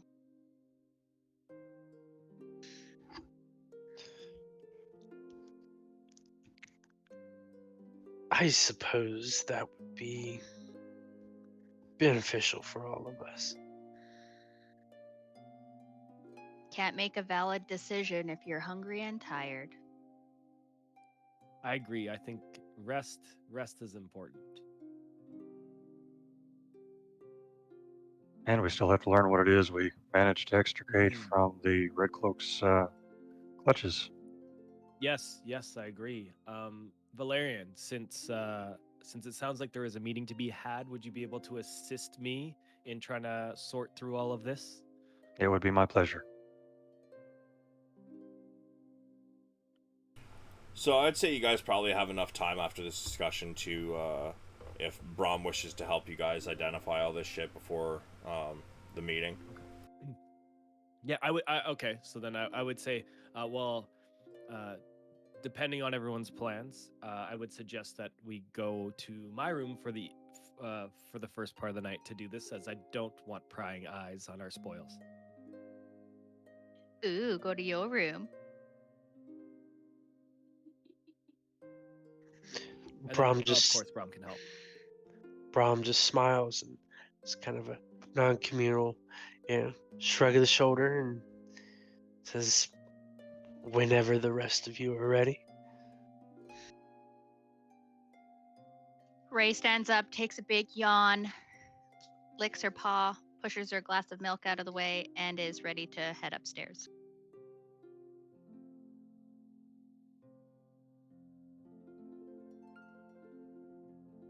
Zin says, "Shall we?" I grip my glass with my fingertips and head up with the rest of the group.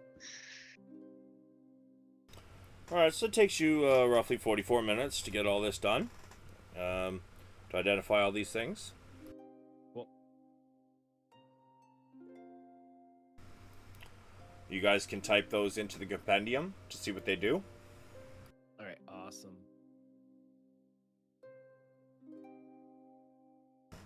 And remember, even if there's shit that nobody can use or doesn't want, you guys are able to sell them. A few of those, you are probably going to be hard-pressed to find anybody who can afford them in this town, but you might be able to. If there is something that is, not within price range of people here, you may hold on to it until you guys, hit a major city.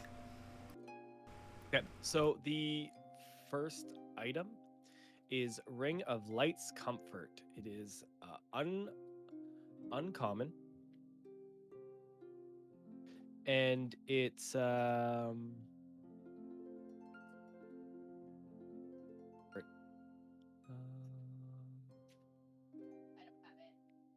you can use. Okay, sorry, I'm trying to get through this.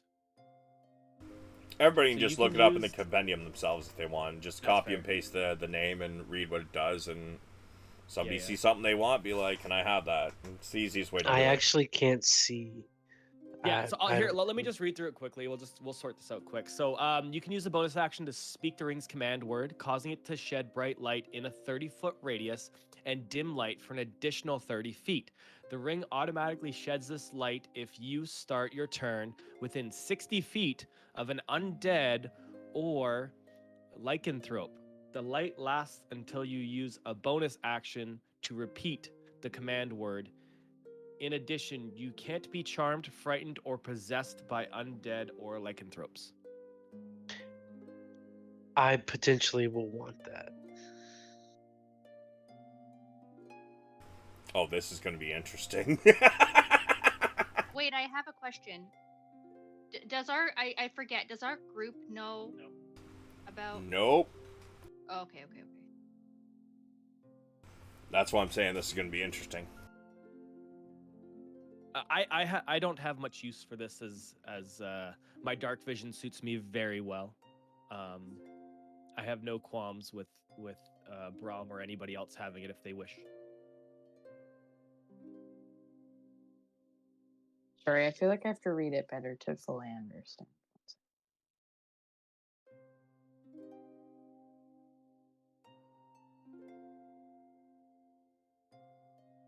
The splint mail's not showing up.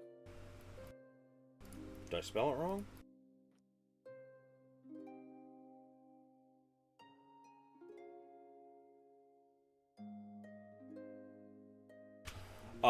Just steadfast splint. My bad.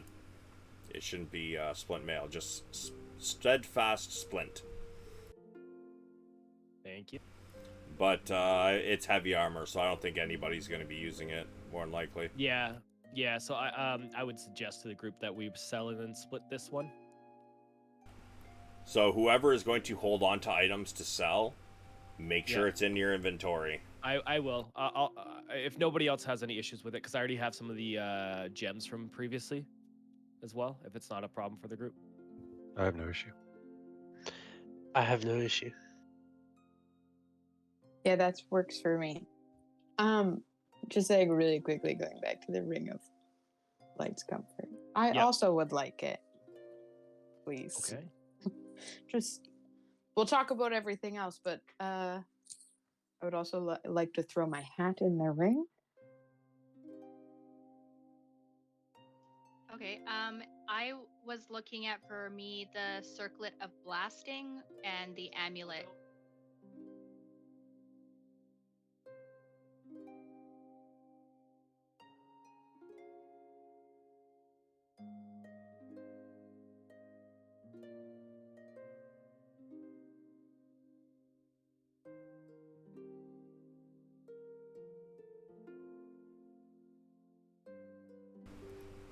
Sorry, the amulet of detection.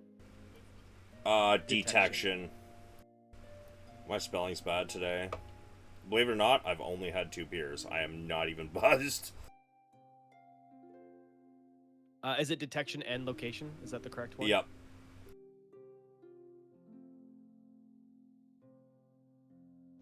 So what does it do? So while wearing this amulet, you are hidden from divination magic. You can't be targeted by such magic or perceived through magical scryer's sensors. So divination magic specifically, though, correct? Yeah, so basically, like anything that gives somebody sight, like let's say they want to do like scrying, that spell, that basically, you have to make a save against it, and If you fail the save, then they can see you and where you are, your surroundings. So they've got a pretty good idea of where you are. This prevents that from happening. Oh, interesting.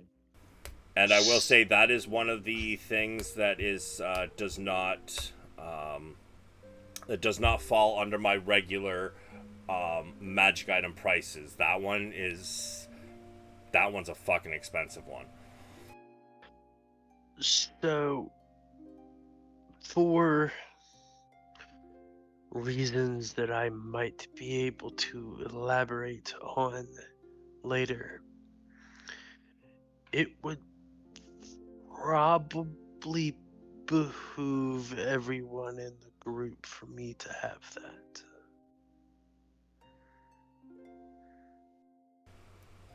So, Okay. the ring, Ren and Brahm, you both want it, correct? She can have the ring. Yes. Oh, you're talking about the amulet? Yes. Okay. All right. Yeah, I was looking at the amulet and the circlet as well. I'm just trying to go through all the items and what they do, real quick. The amulet in specific. I feel that everyone in the group would probably like me to have that. I trust you. But why?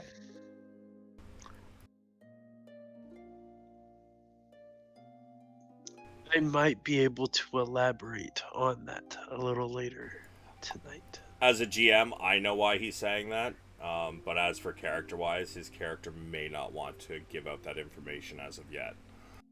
Right. But that's just a concerning thing to Zin, of course, to be like, hey, let's hand over something of great power to somebody and them not tell us why they're the best fit. You know what I'm saying? 100%, yeah. It would. I mean, so Zin's point of view is he's not concerned about the amulet because he doesn't want it. So if it's something, because I know Ray said she wanted it as well. So if it's something that you and Ray can sort through, then that's fine with Zin. Does anyone else want the circlet, or should Ray have it? I haven't even viewed the circlet yet. I'll take a quick look. It seems fitting. I have no objection to Ray. Well, I don't even know what it does yet. I was just trying to find it. Oh no, you're cool. I'm just casting the vote. I'm not trying to pressure you.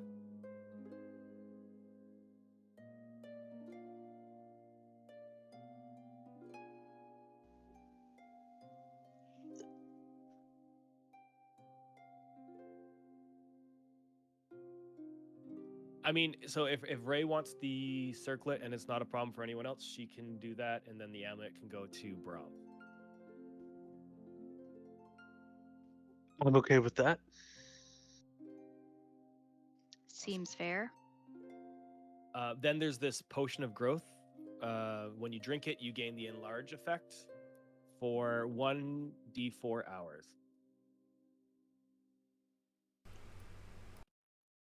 I feel like either Valerian or Ren should have that one, maybe. Just make I me a mean- bigger target. I'm still pretty weak. It could be quite interesting on our large friend to be even larger. So what the growth spell does is basically it doesn't actually boost your strength per se, but I believe if I remember correctly, it does give you a D4 for you can add a D4 to I believe it's strength damage, lift and carry weight, shit like that. Hold on a sec, let me look up the I mean, that sounds pretty good for the reduce enlarge and already spell. large person. Well, what if she's sensitive about her size? Everybody likes thunder. So basically, she's not. Basically, it gives the enlarge effect of the enlarge reduce spell. The target size doubles in all dimensions. Its weight is multiplied by 8. This growth increases its size by 1 category, from medium to large, for example. If there isn't enough room for the target to double in size, the creature or object attains the maximum possible size in the space available until the spell ends. The target has advantage on strength checks and saving throws. Target's weapon also grows to match its new size. While these weapons are enlarged, the target's attacks. While these weapons are enlarged, the target's attack with them deals an extra D4 damage. So, but that also means that if you use this indoors and they have, like 6-foot doors, it's going to be hard as fuck for you to get through the doors. So, you just got to be careful how you use this. But Yeah, doubling in size, you become like a 12-foot human. I mean, I vote we give it to Ren. It'd be really cool. I'm just saying. I agree. I would accept if no one's against it. I concur. Most definitely.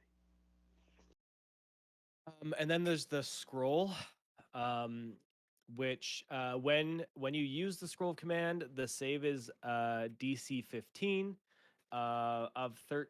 Oh, as DC is 15 instead of 13, and you can also affect targets that are undead or don't understand your language, and that's for blasphemous writ. The infernal runes are inscribed upon it. Savage, is this something that could be transcribed into or added to a spellbook? it is not a normal spell scroll. So, no. Okay. Well, you know what? Actually, let me take a look at it one more time, just to be sure.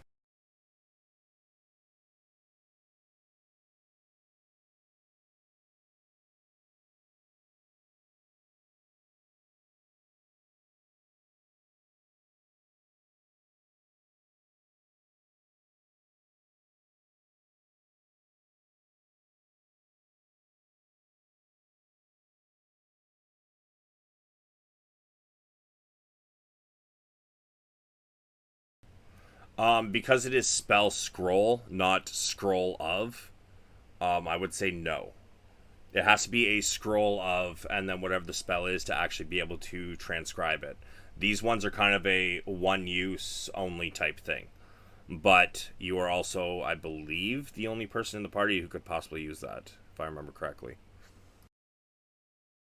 Sounds good. I can hang on to it, or we can sell it, whatever the party wants to do. If we do decide to go to Old Owl Well, I'd note that the spell does work on undead as well, so it may come in handy.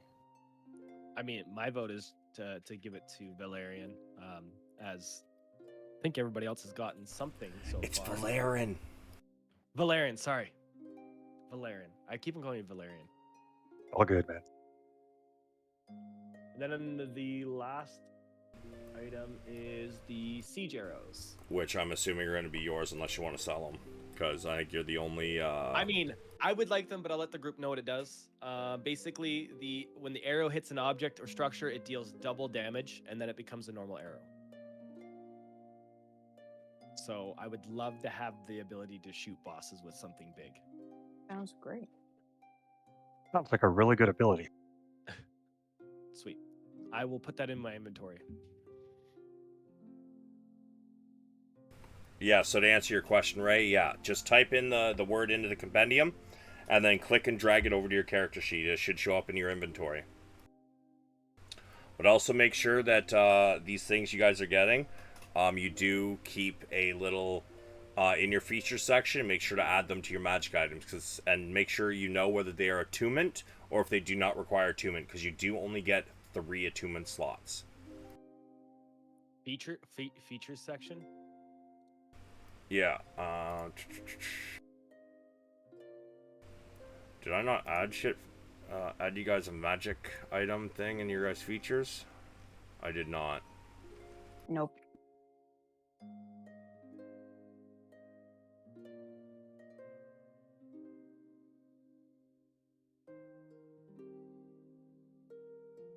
Okay, so it's gonna look like this. I'm gonna do it in raise. If it'll let me, the fuck.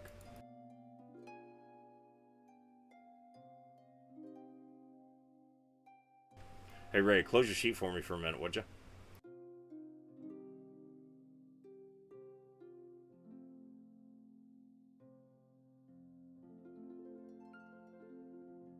It's closed. Thank you.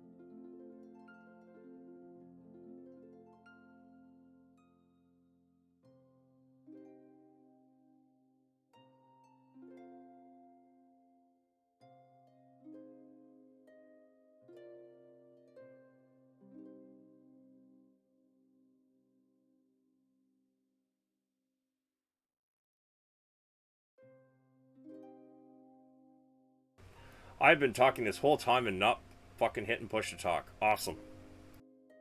So, I just sent it to the group. So if you mouse over, like Ray, yours is already in your sheet. You just got to add the items that you got. So you mouse over down to the bottom of your feature section. You hit the little plus. A little box will pop up. You're going to type in big capital letters, magic items. And then in the input box underneath, you can just put attuned : leave a few spaces, does not require attunement : leave a few spaces, have but not attuned. And then any magic items you guys have, you guys can put them in that box. You don't necessarily need the description, just the names, so that I know what you guys have and what you're using and what you're attuned to. Does that make sense, everybody? Yeah, so for the siege arrows, because they're consumable, do I do the same thing, or do I just like tell you when I'm using them? Tell me when you're using them for sure. And for Yeah. the siege arrows, just put them in your inventory and hit that thing that allows you to use it as a resource. Yeah, I have that set up, so I have 5 total. That way I just click down as I go through. I've got all my arrows set up. Excellent. Okay, so how do I create this box again? You go all the way down your feature section where all your class abilities and whatnot are. You go down to the bottom. There should be 2 little squares there. One has a lock on it on the right side, and the left side should be a plus sign. You are going to hit the plus sign. And then you're just going to type in the information. Title, magic items. Other, for, where it says it'll have options like background or whatever. You're just going to hit other and type in items. And then underneath that, you're just going to type the rest of that stuff in there.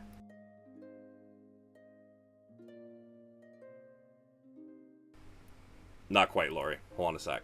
So, where you've got that gear right next to Circle of Blasting, just go up a little bit where it says magic items and hit the gear next to magic items. Oh, okay. And now, no, you're still on Circle Blasting. There you go. Now, is it an attunement item when you looked it up? No. So you're gonna put on that under does not require attunement, and you're gonna put that on there. How do I delete the one I have? Worry about doing this first, and then I'll run you through that. The other one's really easy, but get this one done first.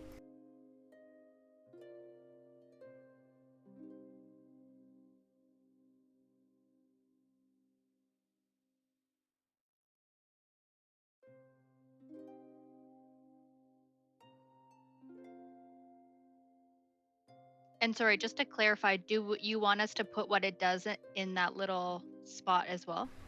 If you want to, you can. It does help me if you do that, but it is not necessary. Like, not overly necessary. I can, especially for ones that I know what the fuck it does, it's pretty simple. Circuit of Blasting is a pretty common one.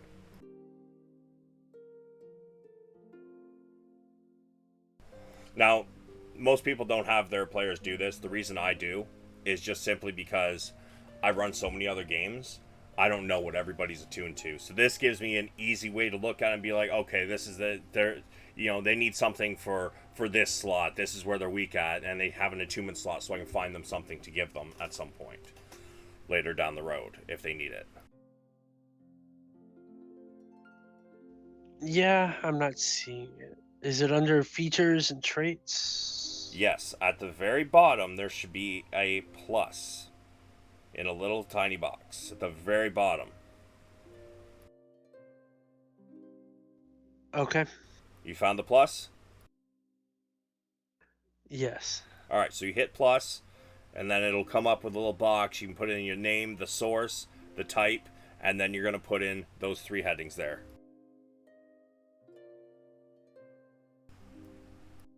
Yep, looks like Maddie's got it. Lori's getting it. All right, so now, Lori, all you got to do is that gear you hit on, that next to magic items, you can hit that and it'll close it, so it'll just be like the rest of the boxes.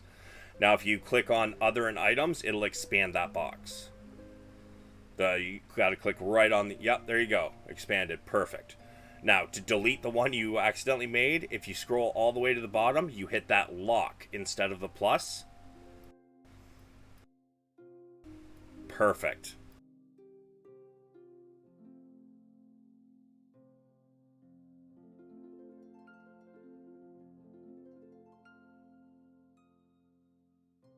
Just while everyone's doing that, I would just like to say, mostly just for you, Savage, I am not putting the ring on. It's going in my bank. Oh, okay. Shady. I'm scared.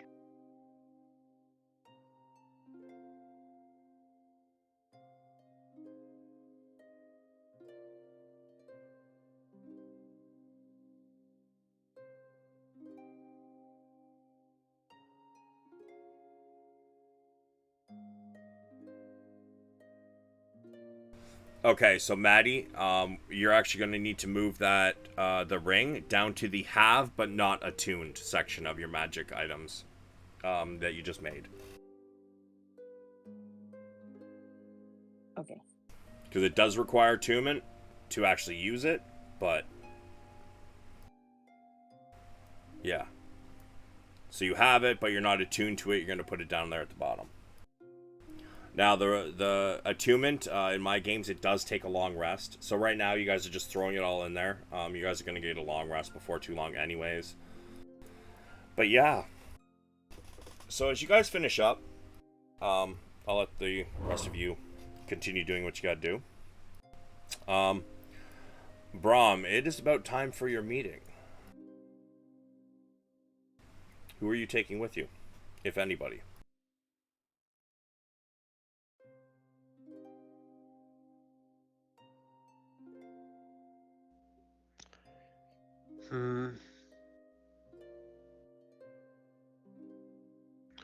So, I will be bringing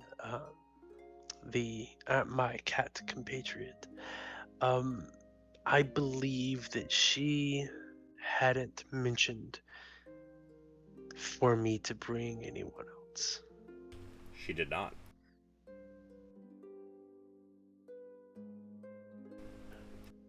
Showing up to a meeting like this with uninvited guests probably not be a good idea. I just wanted the group to know about it so that it didn't seem like we were sneaking behind people's back and keeping secrets.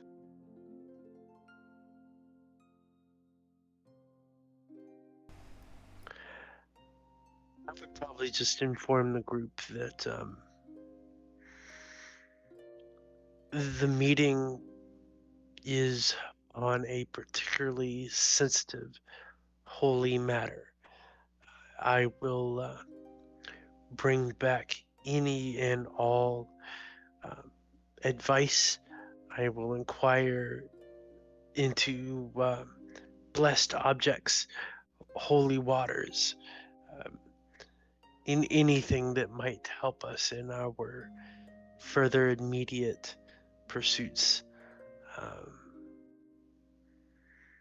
I will see to it that we are as assisted as she can with the well issue. I had wanted to thank her for saving us or myself. She probably just considers it to be part of her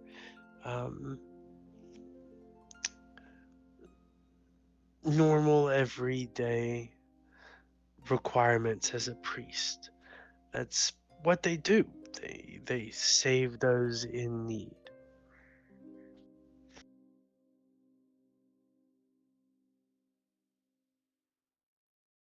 Works for me. I'm going to stay behind if it's all right, and scribe charm into my spellbook and cough up 60 gold pieces.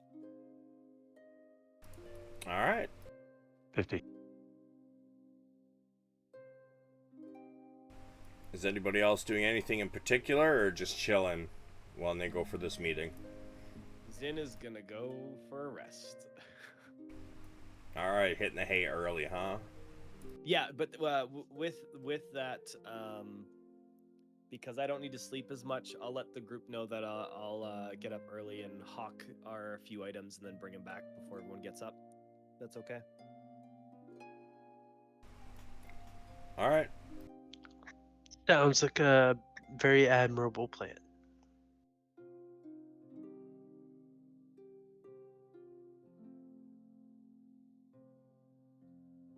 Works for me, but notify us when you return, please. I will, most certainly. And I will, and I look around the room. Does that have anywhere to store, bottles or vials? Does it have any kind of cabinet, perhaps? In Zen's room? Sure. Yeah, I imagine I'm it sure would be there. a mirror of, his room would be a mirror of my room, would be a mirror of, Yeah, pretty much. Yeah, there's basically a bedside stand and a small dresser, along with a bed in each room. Ren, did you put the potion into your inventory before I forget? Yep. Okay, fantastic.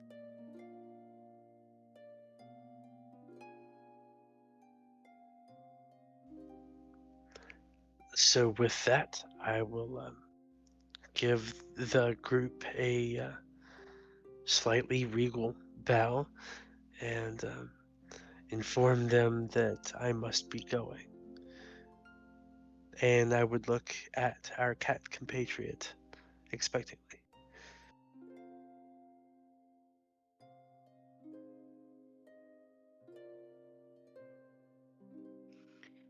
Lead the way. Okay. So I am going to put up the cloak, put up the cowl on the cloak, and pull it around my armor so no moonlight will glint off of it, and head out. Okay.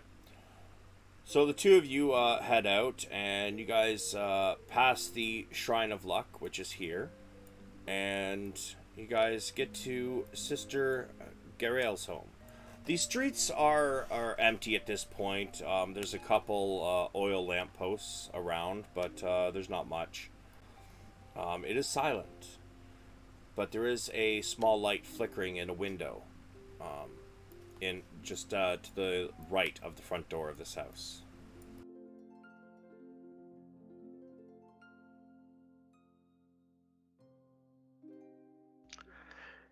And I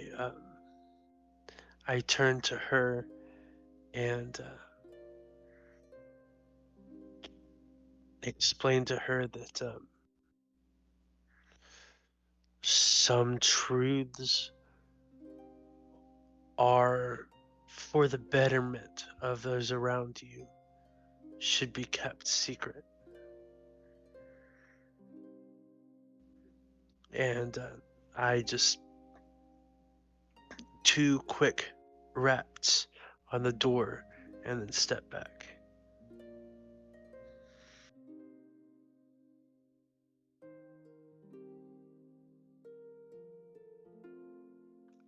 Ray's a little bit on guard, but otherwise ready to go inside. You don't even hear footsteps come to the door, but all of a sudden it slowly creaks open, and Sister Grail is just inside with a glass of wine in hand. Welcome to my home.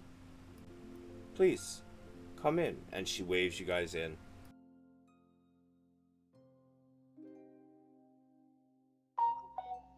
Brahm steps in and kind of steps to the side and gives her room to come in.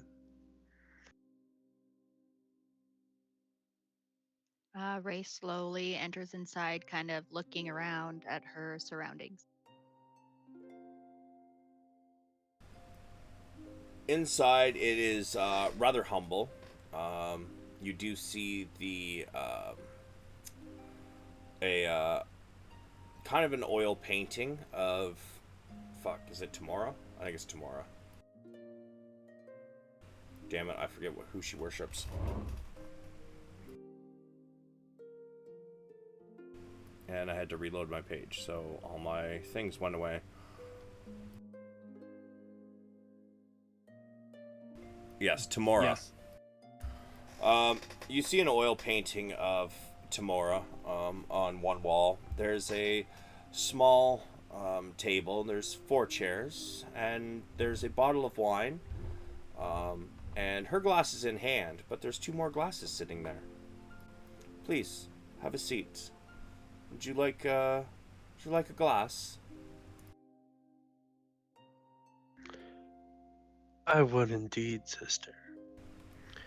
And I take the cloak and drape it over the back of the chair and sit gingerly, but almost towards the front of the seat, ready to stand up if need be, and take a. First, I'll smell the wine. Does it smell to be of a good vintage? Yes, you definitely get some hints of berries and cinnamon, which is strange at first. You've never smelled a wine quite like this. Cinnamon and berries don't tend to go very well together. But for some reason, it seems to work very well. There's also some hints of some chocolate and an oaken barrel.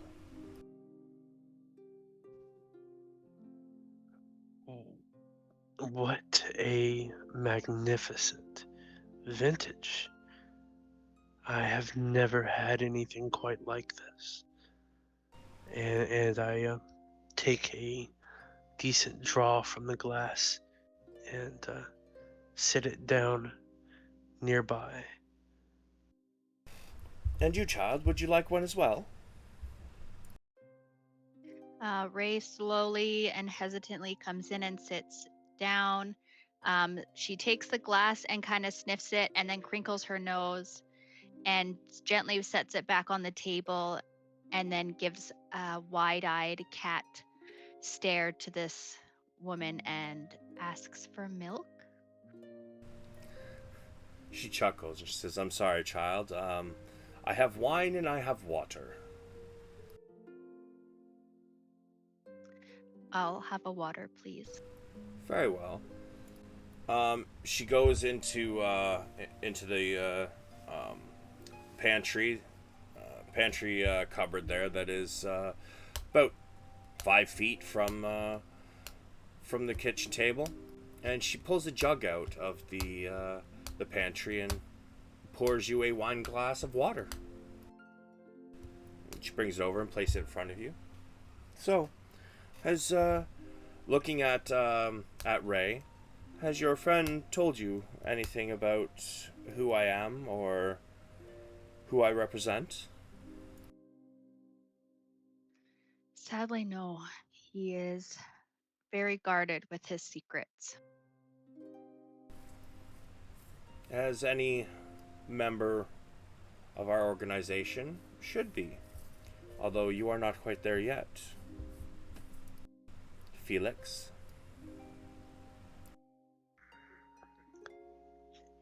See the little color that is actually in his skin drain when she mentions that name. I'm sorry. Do you not know him as Felix? Looking at Ray. To us, he is Brahm. I see. Well, maybe the rest of your party should continue to see it that way, I guess. My apologies, Brahm. I was unaware. And she kind of gives you a wry smile. Well, my child, my name is what I said it is, and I am a cleric of Tamora.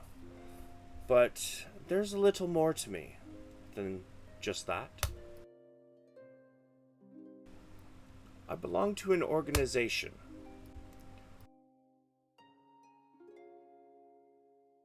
Sorry, I lost my place in my notes.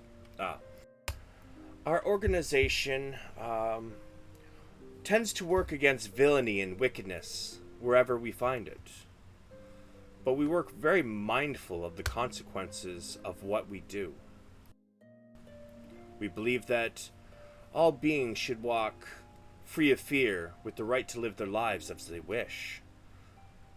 And the rule of law aids peace and fosters freedom, so long as the laws are just and those who enforce them lenient and understanding. Our organization has very long had peoples of all kind take membership and stand with us. However, people such as you are usually not members, but rather allies. You are a druid, are you not? Ray shyly nods her head.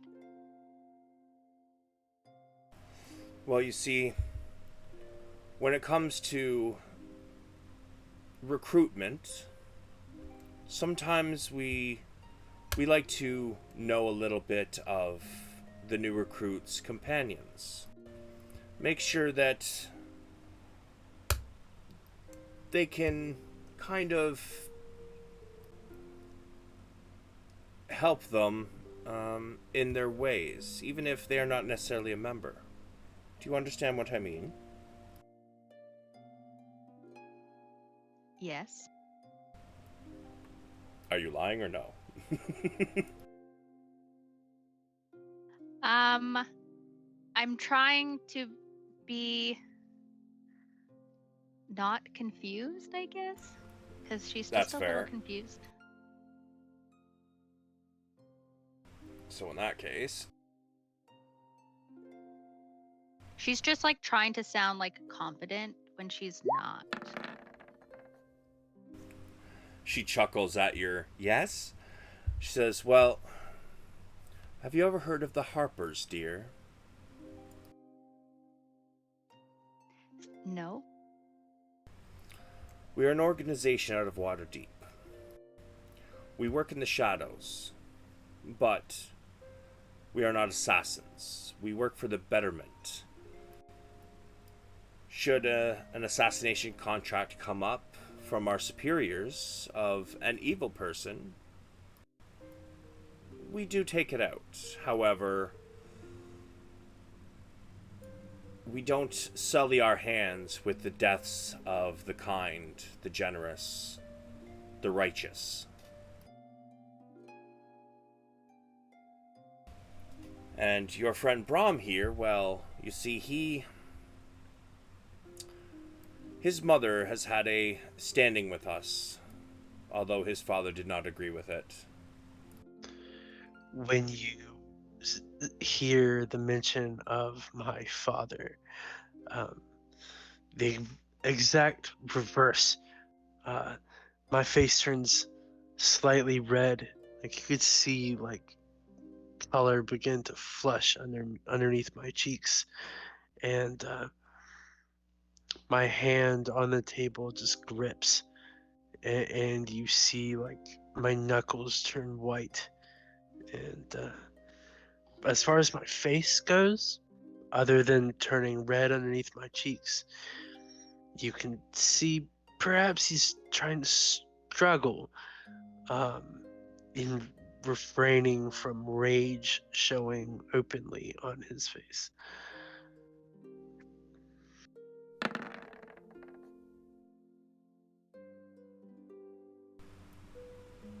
She carries on, like she doesn't notice.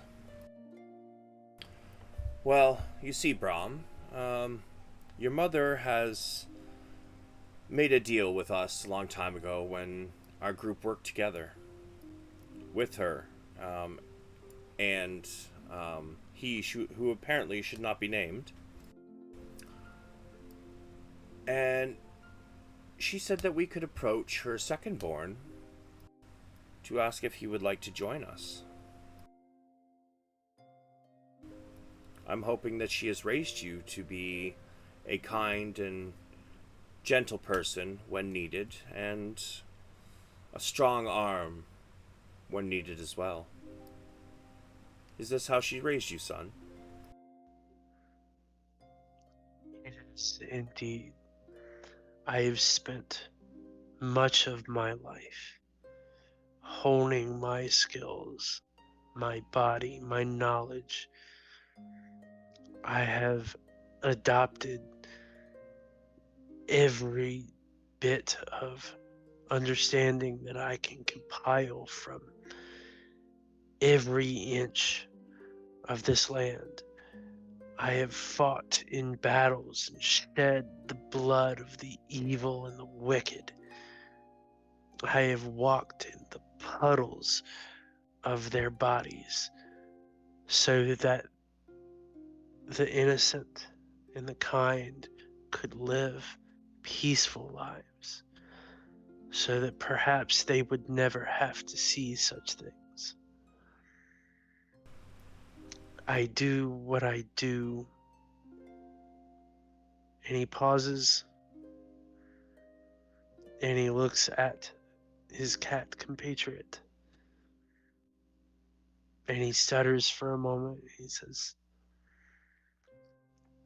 I do what I do so that perhaps one day my people will again flourish. I will join you. And then he falls silent. She looks over at Ray. Such bluster, no? She kind of chuckles a little bit and takes a sip. Says, there's a little more to the recruitment than just, do you want to join? Yes, of course. There must be something given in proof, if you will.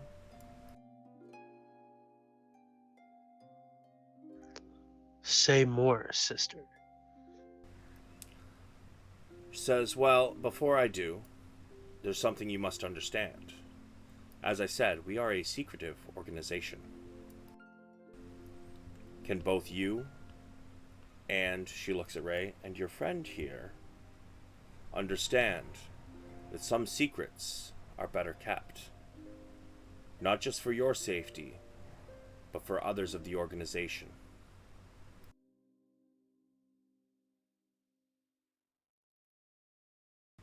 She continues to stare at Ray, waiting.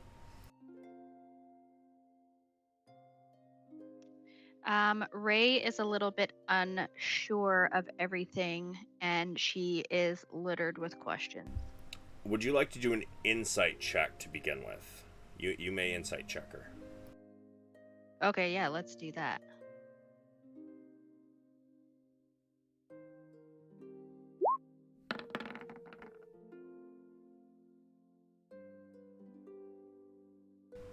An 8, huh?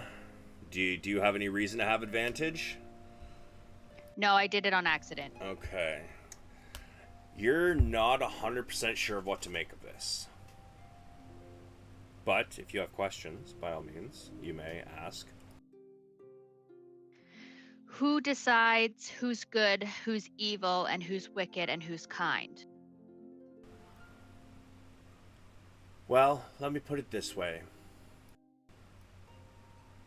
Would you feel a slaver is good, evil, kind, unkind?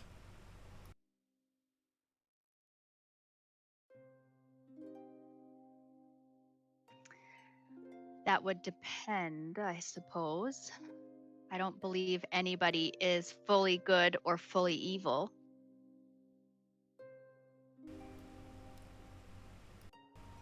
Wow, did not see If that you coming. had, if you had seen the things that I have seen, you would not feel that way. You can say that people are redeemable, but when you see the force of evil take hold of another person, and they proceed to torture and manipulate everyone around them for sheer enjoyment or for personal gain, you would know. To put it this way, not many people come under the ire of such beings such as liches and evil entities. Our organization has been dismantled multiple times doing battle with these kinds of creatures. People that wish to enslave, people that wish to subjugate others. Things like that go against our freedom or our code. Those are the people we consider evil.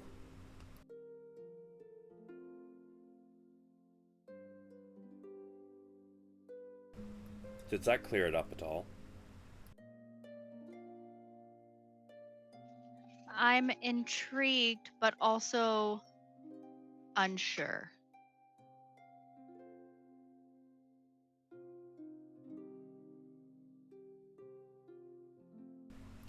Can I at least count on you to keep the discussion here silent?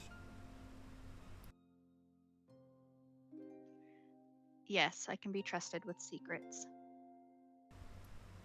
Are you telling the truth or are you lying? I'm telling the truth. Okay. She's going to insight check you anyways, but I just need to know whether it was contested or not. She believes you.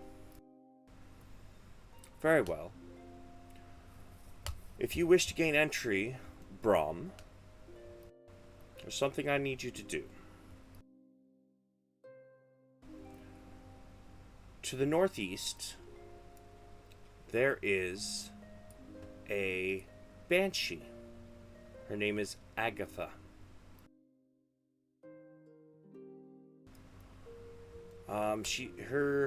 She's up by the town of Coneyberry. Now, we have a spell book that we wish to understand. We need some more information on it. She pulls a comb out of her pocket. It's pure silver. She says, I want you to give this to her and ask her about any information she has on... Yep, that one closed on me too. 1 second.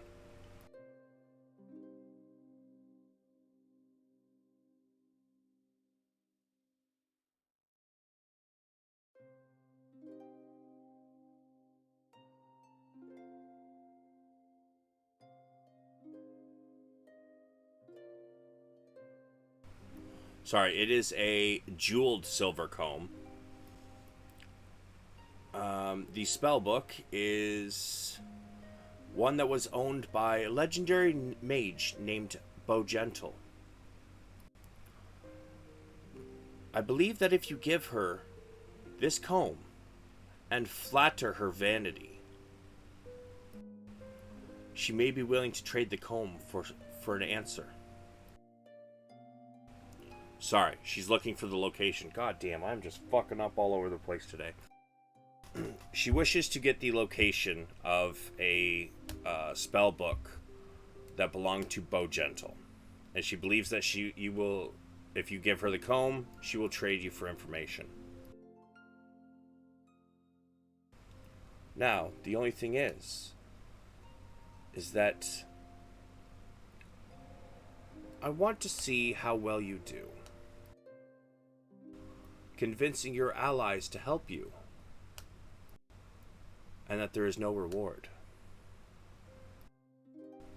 I must test not just you, but the people you are with, to see if they are willing to do good in the name of good, and not simply for reward. Should you decide to convince your allies of this, to help you with this small endeavor, then I will give you the first rank in our organization.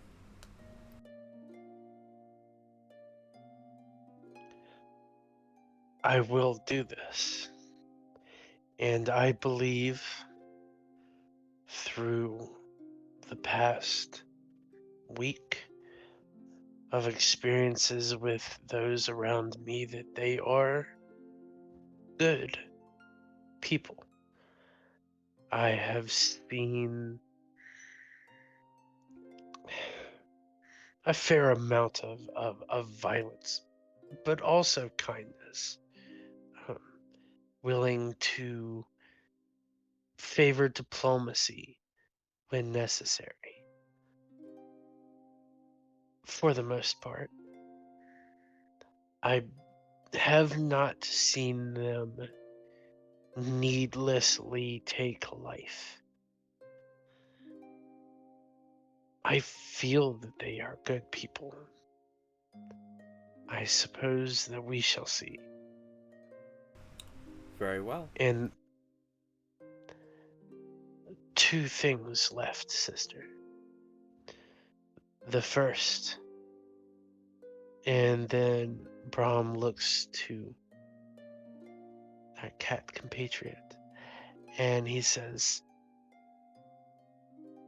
if she answers the question I'm going to put forth truthfully, any information that leaves her lips to mine cannot leave this room. Agreed?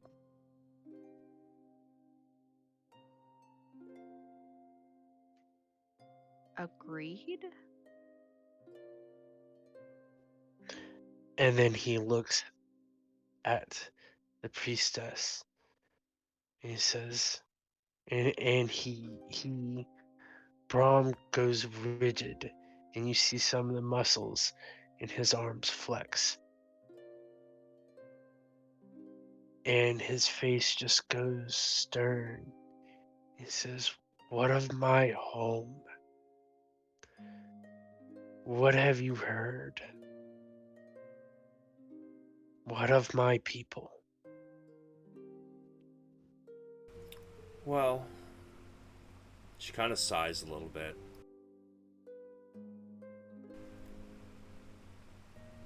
Joining with us may be the first step in bringing your people back from the brink. Your brother is not a good man, to say the least. Things are not well at home.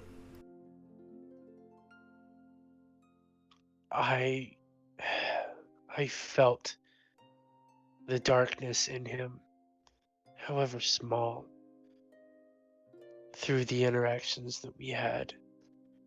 I hoped and prayed perhaps that I was wrong, that he could have been different. I suppose that I was mistaken. Well, that all comes back to the whole nature versus nurture argument. But in my own experience, it takes both. Some may learn to be, let's say, refuse, while others are born that way. But the amount of nurturing that can take that kind of bile from somebody and turn them into something wonderful, something goodly and righteous to behold, it is far from easy. It takes both to truly make somebody into who they will one day be.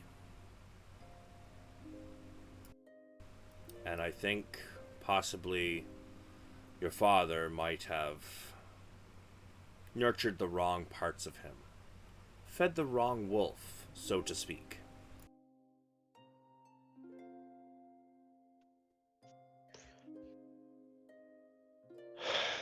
Thank you. Even if the news is grim, it is some news.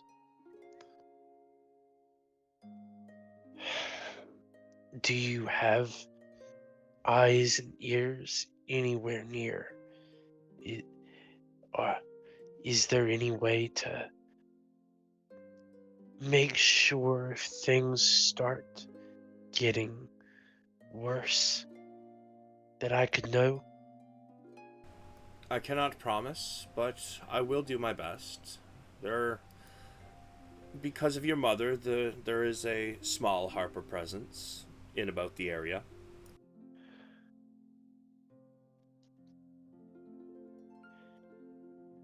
Thank the gods for small blessings. The second question. I produce the lockbox, and I say that I've had this for some time, and I cannot seem to open it. It seems to be rather cleverly designed. What is in it, I do not know. GM to player, which lockbox is this?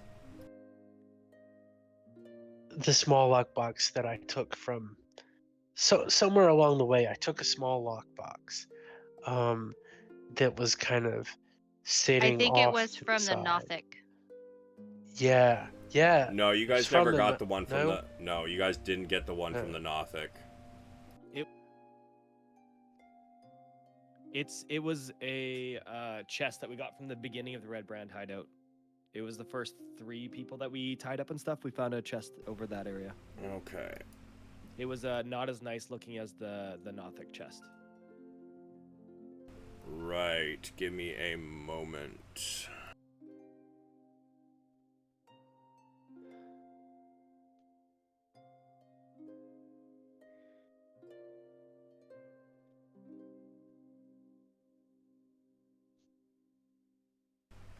Just checking to make sure whether this is one I just threw in there or if this was actually one that was in the dungeon to begin with.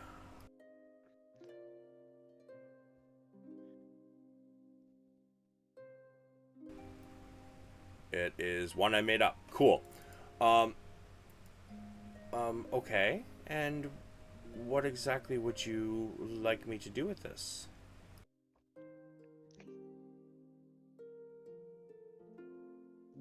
Would you happen to be able to open it? Or do you have someone available to open it in any time soon?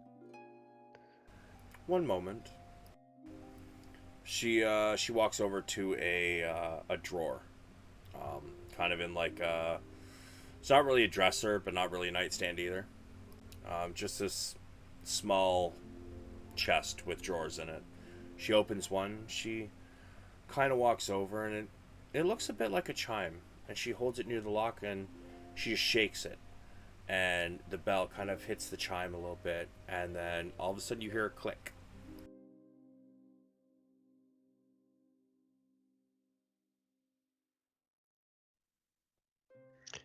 And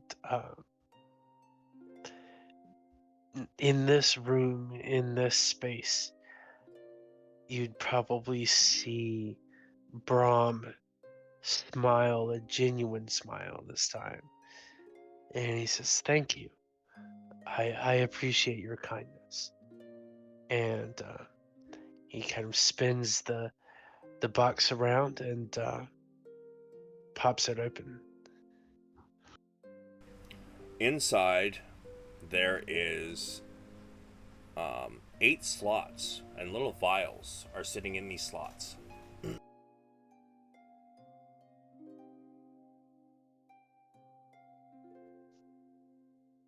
Most interesting. I'm going to very gently pick up a random vial and kind of hold it to the light, like a candlelight in the room. The liquid inside is red.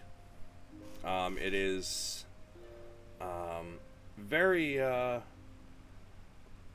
very familiar. In fact, many of your group had been chugging these suckers during the last dungeon.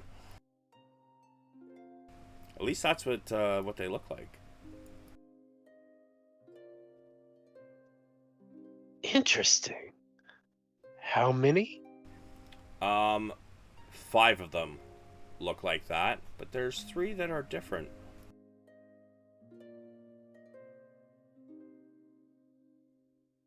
I will take one of the 3 that look different, and I'm not going to hold these up to the light. I'm going to kind of like cradle them in both of my hands and kind of look at them. So, one is kind of black. It seems very thick.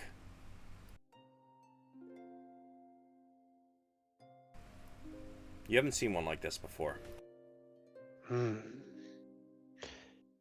I will turn to the priestess and say that I unfortunately am not much of an alchemist.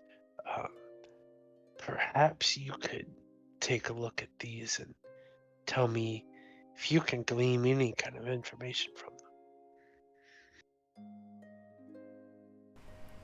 them. She kind of looks it over and she's like, "My child, I am not much of an alchemist either, but I'm sure somebody could identify them. Do you believe you have another magic user in your group? Do you not?"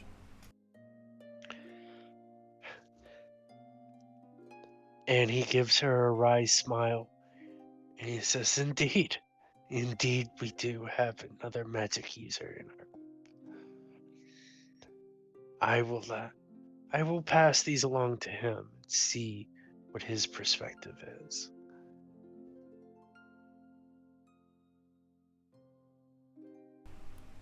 Very well. Was there anything else you wished to ask while you were here, either one of you? I have a further rather pressing issue. Myself and my group was given a opportunity to rid a well of threatening spirits. Um, it is a outpost of. It is the remnants of a Nether Knese settlement here. I am in need of perhaps a silvered blade that could assist, as well as perhaps some holy water. And any wisdom that you might be able to impart to give us better luck with the matter. Do you know what kind of undead?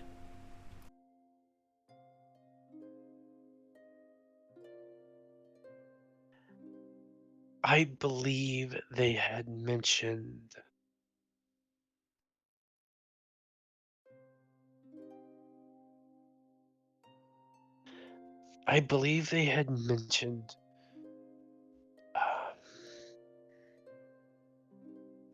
perhaps player to DM. What kind of what were they? They didn't say. All they said was They undead. didn't say. They just said undead. Did you tell her Okay. what place it was, though? Sorry, I missed that. It was the well of The old owl well. the old owl well. Yeah, And did you tell her that? I do. Okay. She's going to tell you. Well, I know the history of the place. It was built thousands of years ago by a long vanished empire. Old Owl Well is basically just ruins of a watchtower and consists of very little more than a few crumbling walls and some broken stumps of a tower. If there's something there now, I don't really know what it could be. She thinks for a moment. And honestly, I don't know if I could really help you. I could send you to. You'd probably be able to get a silvered weapon from Lion Shield Coster, but I heard that most of their stock is non-existent at the moment. But other than that, I don't know much.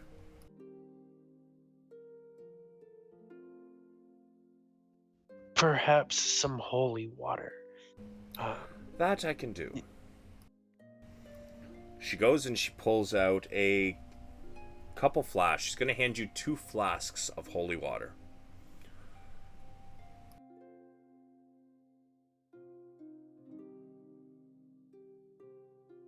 And I take them and hand one to my compatriot and keep one myself and stow it into my crimson cloak and say that I thank you with all of my heart for the information of my home and for the opportunity to further the cause of goodness in the realm. I believe that myself and my compatriots will surprise you.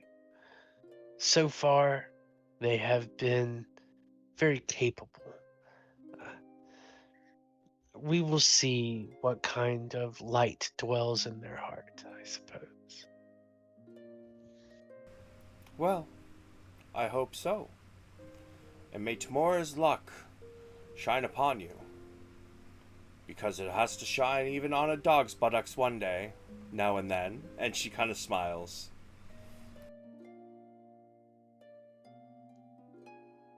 Brahm, who is Felix, would smile, nod, and head out into the streets. As you get up and leave, I'm sure Ray's starting to follow, but she does. She stops Ray for a moment. I really hope you are the kind of ally that many of my organization in the north do have. He's going to need your help.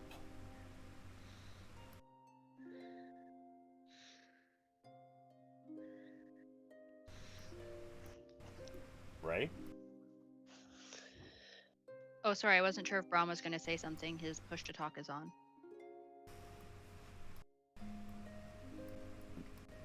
She looks to the sister and kind of says, "We shall see." She gives you a wry smile. Well, may tomorrow's luck shine upon you as well.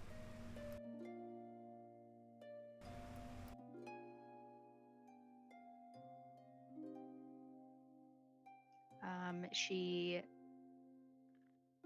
slowly exits the building behind Brahm.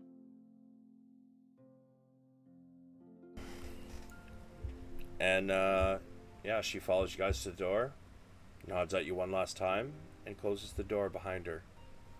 The candle in the window almost immediately goes out.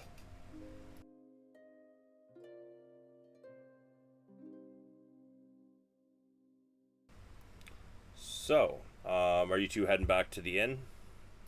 Yes, absolutely. Alright, so for the other three, what were you guys doing during this probably about hour-long meeting?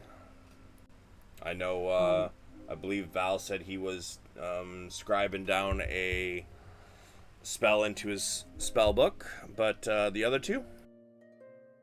Oh, I had a nap. I'm rested. Right. Ren, what were you doing? I'm turning all of my teeth into a necklace that I can now wear. Okay. Just drilling some holes in some teeth, huh? Like it. You bet. I've got quite the collection now. Yeah, you do. Alright, so, yeah, in that case, Brahm and Ray, are you guys crashing since about 1 o'clock in the morning now?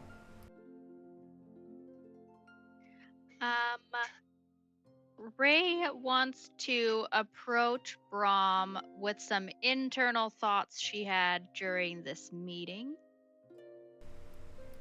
Sure. Now that they're kind of not in the presence of Sister, however you say her name. Garael. Yeah. I believe Brahm would be sitting alone downstairs, nursing the rest of his wine that he left on the table. He would probably be doing his best to recompose the non-communal, mildly charming facade that he wears.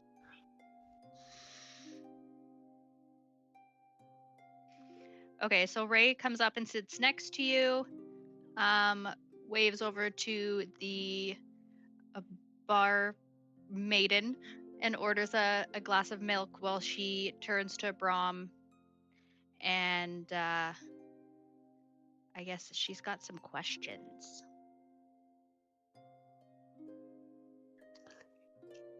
And perhaps I'll have some answers. And he just smiles, a light smile. It's very much back to his kind of calm, very non-expressive expressions.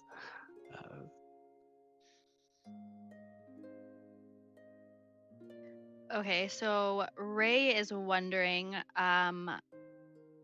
A, how did you discover Sister Garalia? Garael. Grail. Okay, I just wrote it wrong. So how did you discover her, and how do you know that she can actually be trusted? And that you're not just being blinded by the desperation to help out your family and your people, and that she's not just preying on your emotions.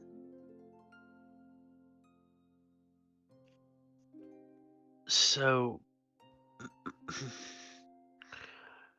my home is far from here. It is it has now become a place that is cut off from a lot of Furon.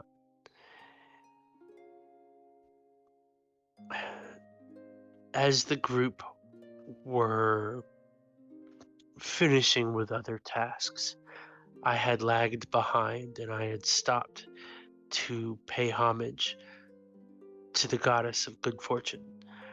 And she knew me, not knew me the same way the rest of the group knows me. She knew who I really was. No one knows who I really am except those who are interested in that, so to speak. So that immediately told me that she was someone to listen to. Now, she had mentioned my mother as well. My mother hopefully is a extremely charitable woman who has a beautiful heart, who just wants to do right by those that she loves, her people, her family. She had a connection with them. If my mother has connections with anyone, then they are virtuous people.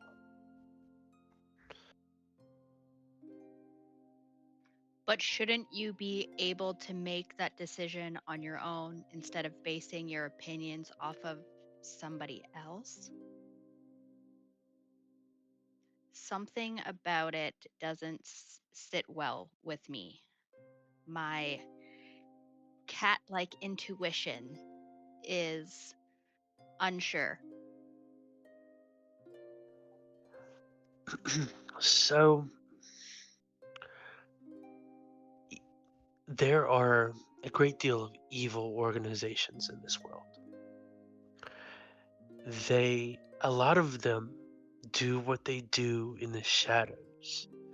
They bribe, they blackmail, they control and manipulate.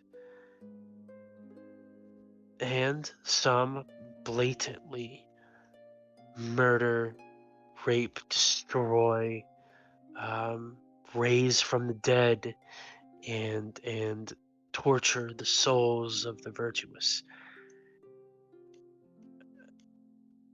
These people, sometimes you have to fight from the darkness to defend the light. So, the Harpers, They got knee deep in this darkness so that they can fight these forces on even ground. I'm surprised that you haven't heard whispers of their existence.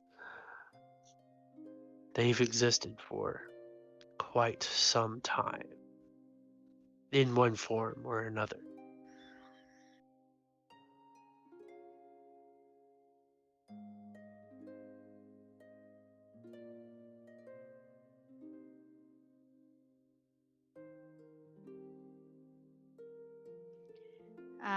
Ray understands that Brahm has to take his own journey as well as she has to take her own, and she will do her best to help keep him safe. And she expresses to him that she doesn't fully agree with this organization. Something about it just rubs her the wrong way. Working in the shadows to defeat people in the shadows seems a little suspicious, but she respects Brahm's decision and his path and will do her best to keep him safe and to make sure that this organization isn't actually taking advantage of him. She will do her best to do those things, and she will keep the secret. I appreciate your candor, and I appreciate your willingness to keep these matters quiet. I will give you this knowledge. The reason why I insisted on taking the amulet. There are people who would like to see me not exist anymore. And they want a relic that is somewhere in which I know.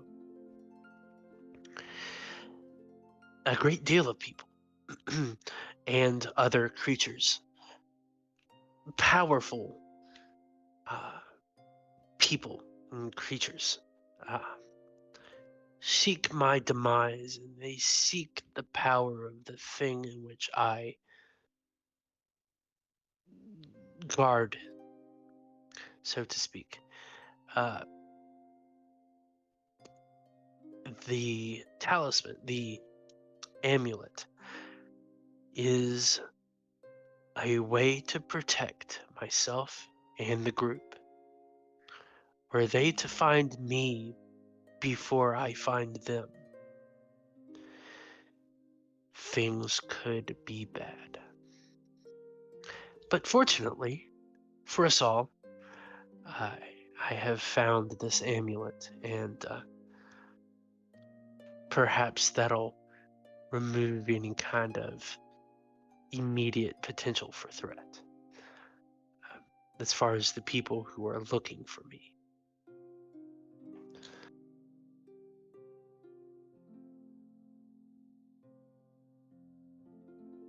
Okay, we will do our best to help keep you safe and to keep these powerful entities from harming you or the group. But Ray also wants to express that she doesn't just kill to kill, good or bad. She believes that people or creatures are worth, quote unquote, saving.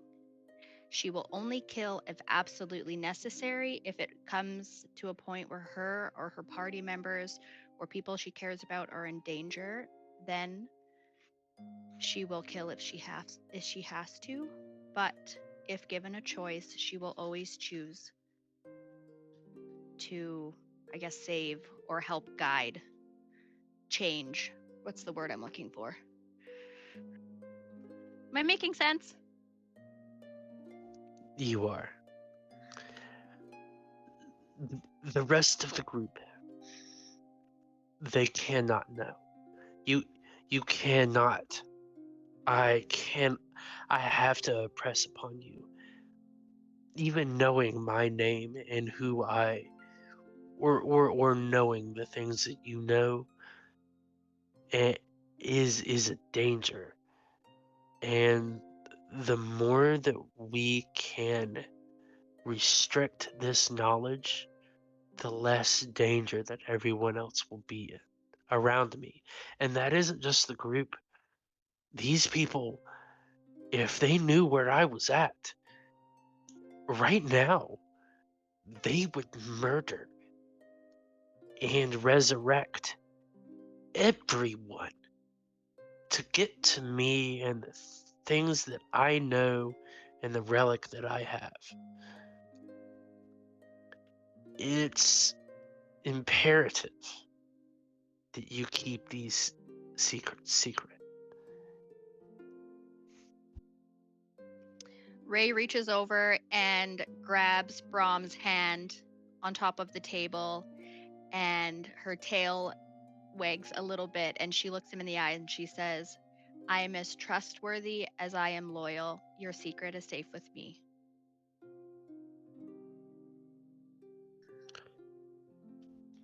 Thank you. And he reaches in and pulls out the box, and he takes 2 health potions, and he gives it to her, and she says, "For the days ahead, I appreciate your silence." Ray just gives a little head nod and a low purr.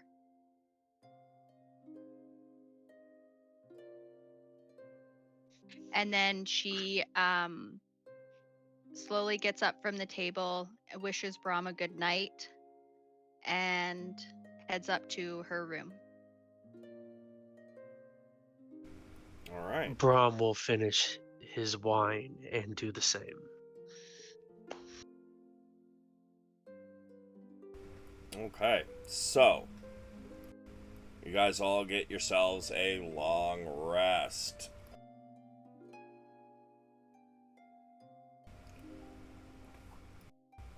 Now, what's everybody doing when you guys wake up?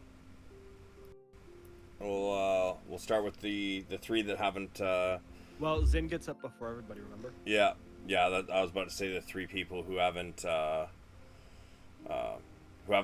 been doing much the last 40 minutes. That took a little longer than I thought it was going to. No, that's good. Yeah, so yeah, you're up first. So Zach was. Yeah. So yeah, I'm gonna head over to the smith first, Okay. and then I'm going to show him my spoils, which is the steadfast splint, and ask him if that is something he would be interested in trading off.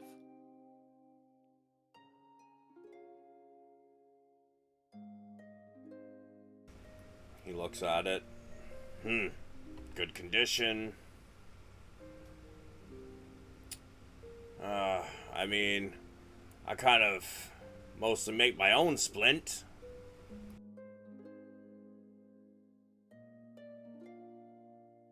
Fair enough. Would there be a better place if you're not interested to sell it off? Probably Lion Shield Coaster is your best bet. Thank you, good sir. No problem. And then he heads off his way to the lions.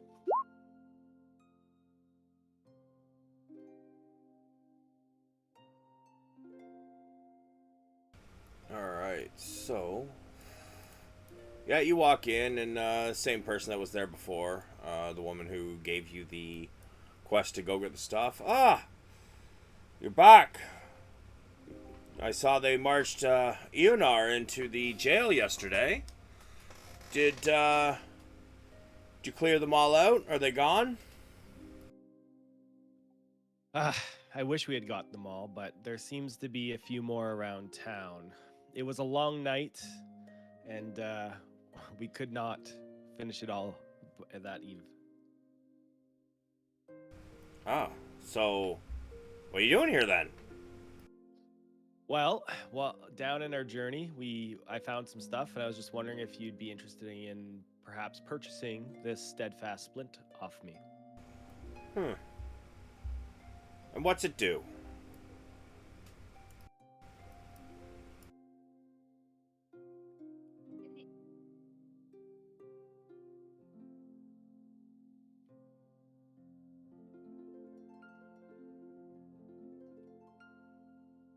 Sorry, just a second.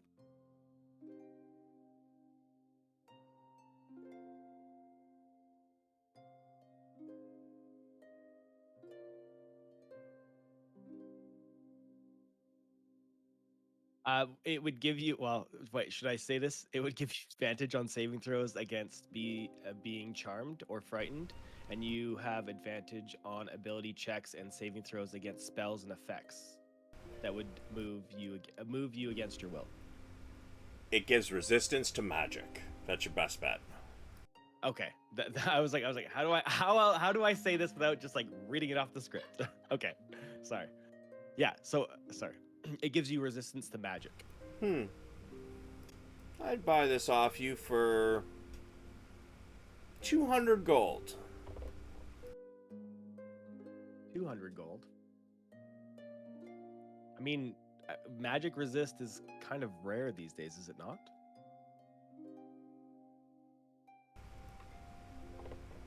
Give me a persuasion.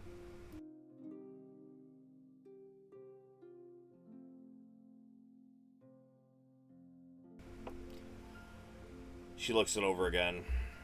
250. Final offer. You have yourself a deal. Okay.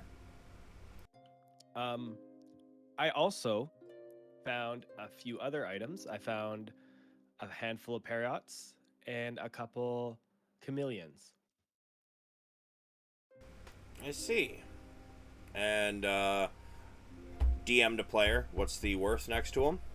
Yeah. So paradots are 10 apiece. I'm gonna keep one because I know Ray wanted one. So I'm gonna sell 4 paradots at 10 apiece, and the chameleons are 15 apiece, and I want to sell 1 of them just so we have 1 of each. So that would be 55.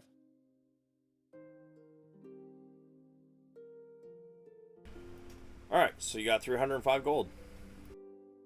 Sweet. I will thank her, and then I will run my way back to the inn. All right. I feel like I should know this. Is there a way to just automatically sleep and reset my character sheet, or I gotta do it all manually? You basically just boost all your stuff back up to its max. Okay, perfect. I think there actually might be, though. 1 second. Actually, now I'm curious. Pretty sure I've seen that before on one of my character sheets. So let me check something real quick. For some reason, I feel like I've done it already, but I can't remember how, so I don't know if I actually did.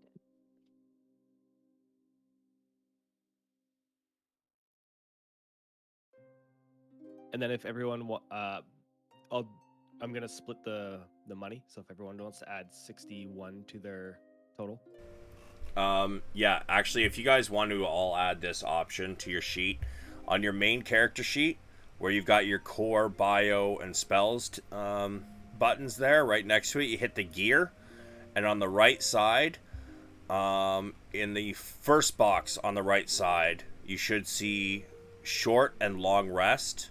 Turn that on, and then it should work so that you have now 2 buttons above your resources. I just turned yours on, Ren. Now you should have 2 buttons, 2 buttons above your resources area where you can just, when you short rest, you hit short rest, and it should reset your stuff to where it should be. And long rest should reset it all.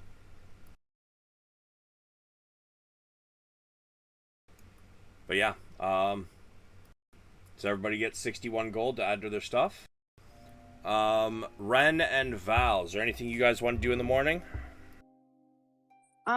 Once we're up, I don't know if anyone else wanted to go shopping or anything. I would love to go maybe meet up with Zin and just see if there's anywhere in town that has like healing potions or anything like that.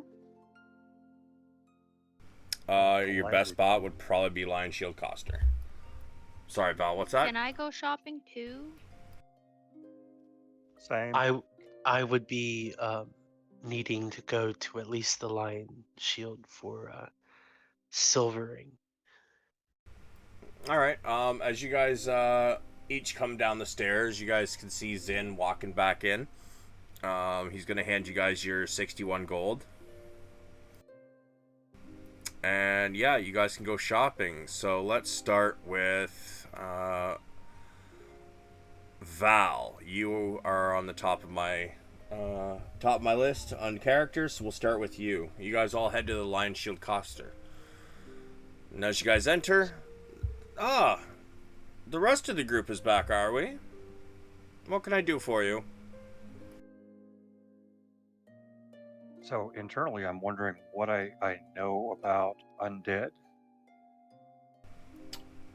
particularly any weaknesses they might have. Because of your class and what kind of subclass you are, I'm gonna say give me a... You have a choice. Either history at advantage or arcana at advantage. Same either way. It's all good.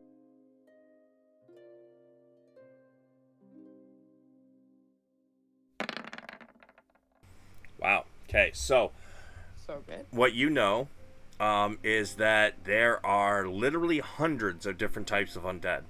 Now, some are sensitive to sunlight. Some of them you have to stake through the heart. Some are are weak against silvered weapons. One sec. Sorry. There is damn near an unlimited amount of of different things they are weak against.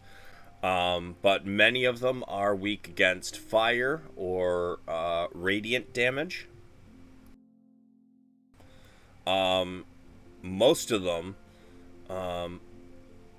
poison doesn't affect them overly well. And depending on how they're created, they could have many different kinds of resistances. Got it. Does the shop we're in have any spell scrolls? This one isn't, it's...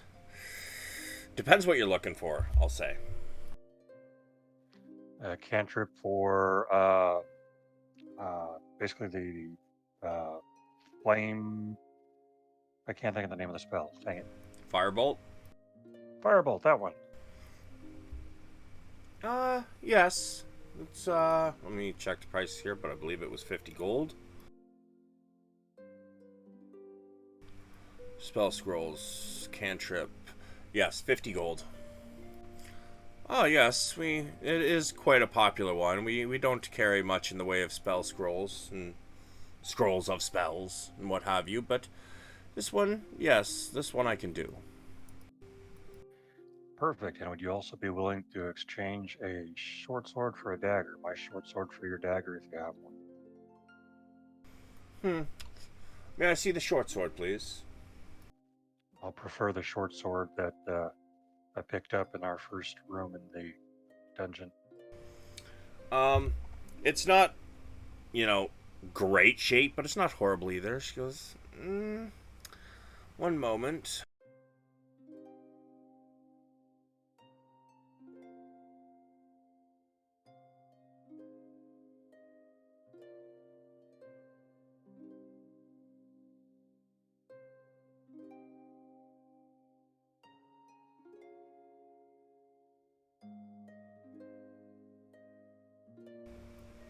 Hmm.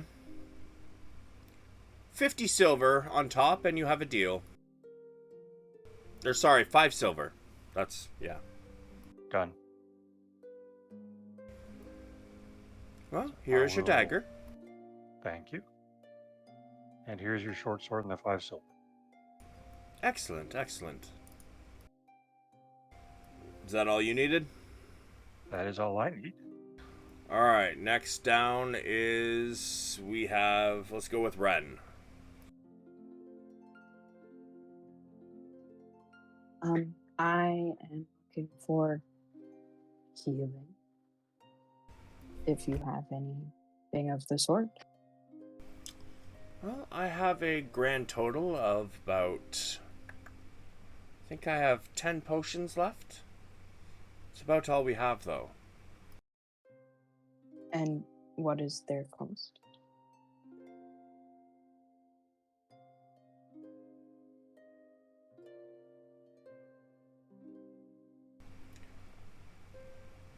They are, they're about 200 gold apiece.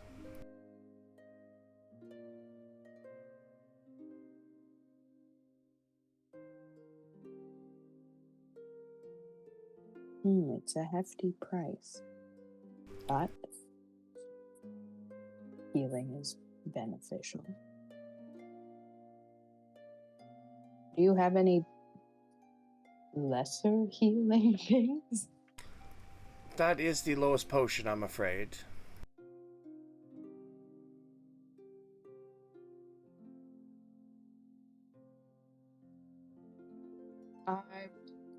I will take one. Okay. She'll pull out a potion.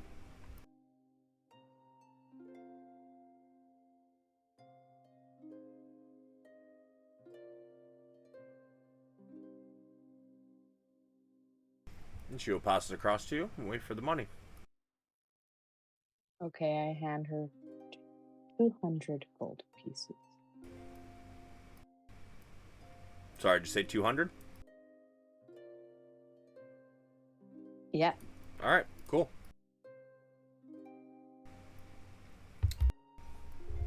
Is that all you wanted? It's all I can afford. Thank you. Alright. And, let's go with Ray next. I have not in character person. Or sorry, question. How do I get a new cantrip? As a druid, you can't. Not until you level up. Okay, so it's not something that I can like purchase like a spell or anything. No, he can because he's a wizard, and that he's actually the wizards are about the only class that can, excuse me, just pay to learn their shit. Yeah, that's unfortunately druids, and druid cantrips are actually, it's got the worst spell list of all classes for damage and shit. The druid cantrips are trash. Like, I play a druid in one of the other campaigns I play in, and I hate the fucking spell list for the druid. Especially even the regular spells as a druid gets to the point with, dude, I added up all the fucking materials I needed for my for the spells my druid currently has, and I've got to go shopping for about 52,000 gold worth of shit for the spells I have. Okay, that's a lot of money. Okay, so then would it be beneficial then for me to upgrade my weapon? Because all I have is a dagger. So Is this too much over the table talk? no, that's fine. The thing with being a druid is you pretty much just rely on your spells and that kind of thing. So, like, what is your dexterity and strength right now?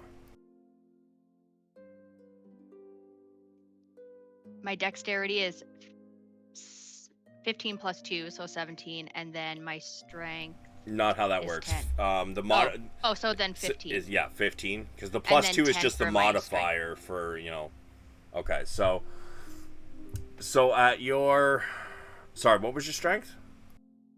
Sorry, my strength is 10. So I'll be honest, you your weapon damage, actually your ability to hit with your weapon is below par. What you would be Okay. best for is maybe, hold on a sec. Could I just make a small little tiny like suggestion, maybe? Teensy weensy. Don't bother me. Druids get one of the most broken spells in all of D&D, which is the polymorph and shapeshifting. You can eventually turn into things like hydras, Bro, I dire gotta be at like wolves, level 700 for that. So he is right. Wild shaping is going to be your friend, because you do take on the attributes of the animal you turn into, which Yeah, I I have was noticed just you haven't used it yet. But like, let's say, if you wanna do some damage, like your best bet is to turn into something, do damage, or once you do get a excuse me, once you do get to learn another cantrip, I would take Shillelagh. Because what that does is you can hit with a wood club or a staff, and you use your spell casting for your attack instead of your strength or dexterity. Okay, that makes sense. Sorry, I didn't mean for so much over the table stuff. I just wanted to make sure I was utilizing my abilities for No, the for group sure. because I feel like 100%. I'm not super helpful. 100%. No, it's like later in game, once you get a couple more levels, you're gonna get spells that if you take it, which considering you're a shepherd druid is probably a good idea. There's spells like summon woodland creatures, and you're gonna be able to summon stuff, and that is gonna be where a lot of your damage comes from. So that you can use a bonus action, I believe, to command the things you summon, and then you can use your action to be like, oh, this dude needs some healing, so let's slap him in the face, give him a cure wounds, kind of thing, right? Yeah. Druids, I'll be honest, like I'm playing a druid. It's to start with, they are not great, and they do have kind of a shitty spell list. But once you guys, you come up in some levels, druids actually become like pretty powerful. It's just early game, not so much. Okay, that's good to know. So then, with that being said, I will purchase. Okay, so is there a shop in town that sells like string or rope and then like a small maybe like wood carver's kit? Yeah, you could get that at Barthen's Provisions. Okay, can I purchase those two things so that I can make a yo-yo? Sorry, hold on a second. God damn. I was not expecting that. So yes, you could do you have proficiency with woodcarver's tools? Oh shit, I don't know. It would be where your language proficiencies are, I think. Or no, one slot above that. If you don't, you can still use it, you just won't get proficiency when you roll with it. That's all. So, in other words, my carvings could be shitty? I mean, anything you do in this game, doesn't matter what your proficiency are, could still be shitty. So it is all about your rolls. It just gives you better rolls. Like, you can still get the woodcarver's tools and, be alright. You know what I mean? Yeah, okay, yeah, let's do it. I feel like since this guy doesn't sell spells, I'll go for more of a trinkety vibes to keep my brain occupied. Sure, let's see. Woodcarver tools. Yeah, so you can easily get a set of woodcarver's tools for like 5 gold. Okay, cool.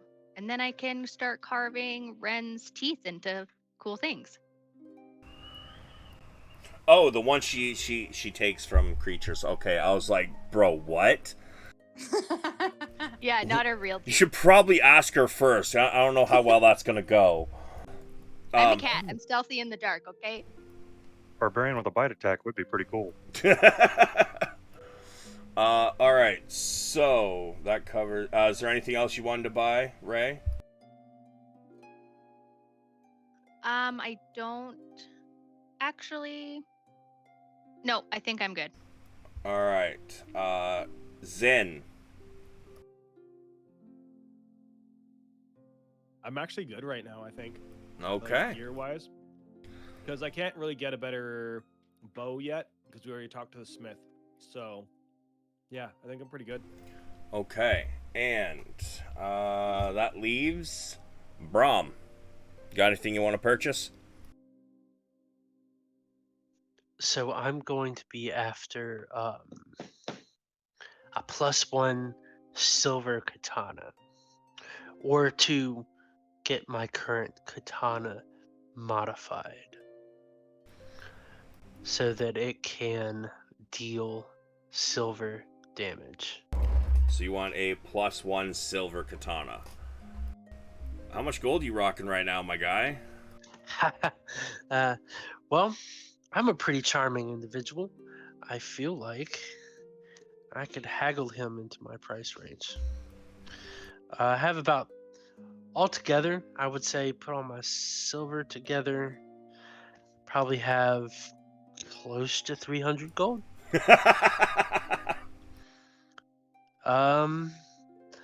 Let's see. I have 206 gold, 4 electrum, 330 silver, 1,015 copper pieces. All right, give me 1 second here. I'm gonna do some checking, but I'm not thinking it's likely, my dude. Oops, wrong thing. Even if it's not +1, at least trying to find a silvered weapon. Even if it's a dagger. I hate to actually try to attack with a dagger, but what can you do? Let's see. Uncommon. So for a +1, just a regular +1, you're looking at 500 gold.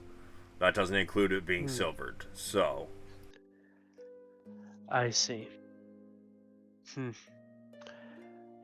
Is there any way to get just the silvered instead of the +1? sure, just let me see. Longsword 15. Yeah, just a silvered weapon, longsword. It would be a katana, or that they could Yeah, silver my katana either way. I just reskinned the longsword as a katana. It does the same damage. Yes. Yeah, you're so you go to the shopkeep. Yeah, we're gonna help you with. Afternoon, good sir. I hope this morning has reached you fairly. Ting ting as he hits the hammer. Ah, fine enough. What do you want? Ting ting. So I will be journeying into situations that may require some silvering of my blade, or a silver longsword. Either way, um, would you happen to have anything similar, or be able to um, grace me with that modification? Ting ting. Yeah, I could do that. 80 gold if you want it tomorrow. Skip the line for an extra 80 gold.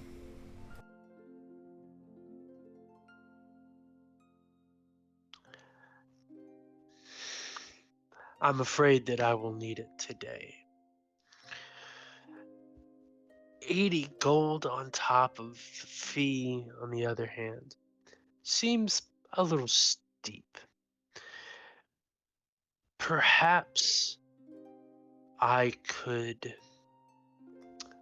perform a service, or bring you back whatever type of interesting things that I could find in my travels that could cut that price in half. Cash is king. Sorry, gold is king.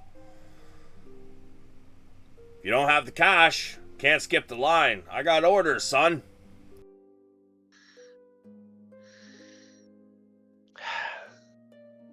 I see that you are a man of unwavering determination.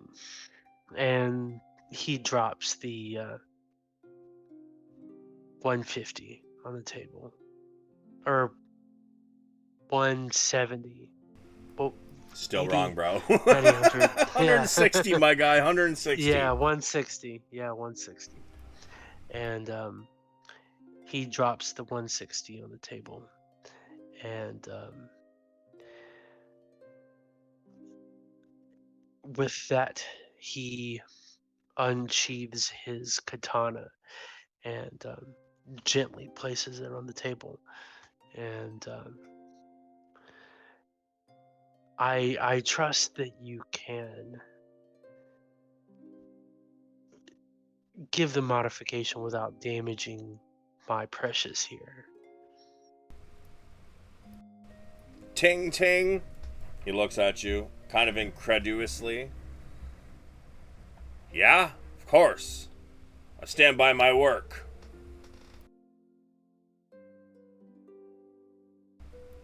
He Okay. he quenches the blade, and that he's working on. He puts it up on some hangers on the wall. I was like, let me see. He kind of draws out the katana, and you can tell that although this guy makes swords, this dude has used one in the past. He kind of gives it a couple flourishes, kind of like, crisscrosses it in front of him, listens to the sound of it. He raises up to his eye to see how straight it is. He's like, all right. About 2 hours.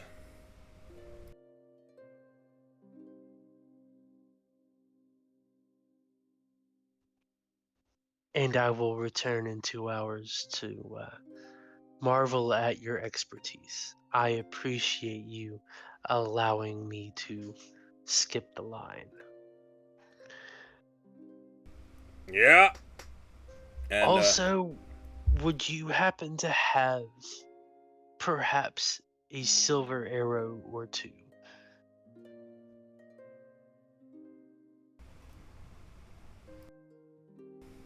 he thinks for a minute. Well, I have the silver.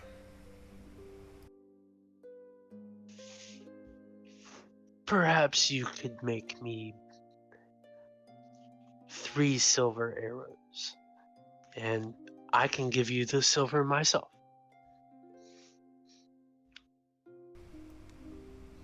5 gold. And I'll take your silver to make it. That's fair enough. So, 5 gold, and how much silver will you need, good sir? Probably 2 silver per arrow. Should do it. You just need a coating on it, right? You're not trying to change the weight of it. Yes, just a coat would be just fine. 2 silver an arrow should do it. Thank you so much, good sir. I appreciate your time. And I hand him the 6 silver and 5 gold. All right. 2 hours. Well, you need the arrows too. 2.5.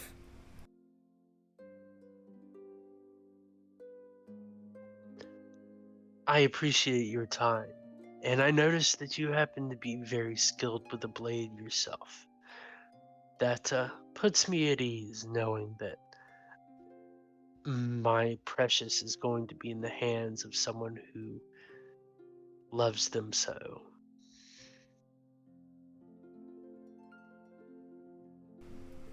Was that a joke in there? Says, yep, 2.5 hours. And he just starts getting to work. He's kind of a surly dude. I mean, he's a dwarf. They usually are. And I think that Brom would just kind of wander around the shop while everyone else is getting together and whatnot, and then join the group. All right. So, this, ladies and gentlemen, is where we're going to end. However, Ren, did you change the calendar? I have a question. Hold on. Ren, did you change calendar? So, no, because I didn't know where we even started. But I know how many days passed. I've been counting things. If you open the handout, under handouts, it says calendar and moon cycles. Oh, gotcha. And then it says the current day. And then if you click on the picture, you can match that up with where we were and then make it the next day. And just make sure you change what the current day says. Yep. Makes sense. I'll switch it 1 second. And somebody had a question, I believe, Lori? Yeah, I was just regretting my life choices and wanted to tip my dagger in silver too. Sure. Are you trying to skip the line as well? You betcha. Alright, so you're looking at probably, his was a long sword. It was 160 for the blade and 2 skip. So you're probably looking at about 100. Because I have a dagger I can provide, and if he can just take my silver and dip it in it. Yep, it's going to be about 100 gold. All in. Okay, I can do that. Yep, 100 gold. Val, it's a lot easier if you just go into the compendium, type in Firebolt, and then just drag it to your sheet. It should show up in your spell sheet. So you don't have to, like, cool. make it. Thank you. Yeah, no worries. And on top of that, I think you guys have done a good job, and everybody should get a level up. So, in your experience, in your experience points area, you guys can type in, I believe it is 900. I believe is where your next level is. Hold on a sec. If I type in 900, it brings the little level up button. All right, I just want to make sure it's actually 900 and that's not putting you to level 4. That's all. Hold on a sec. Gotcha. Yeah, it's 900. Gives you level 3.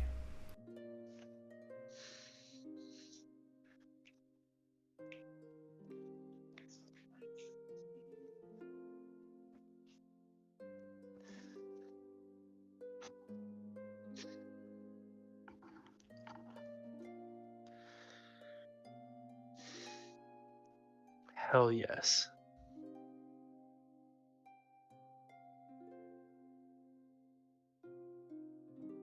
So just remember, after you put in the experience points, you hit that icon, and it should take you through the Character Mancer. I'm here if anybody needs help.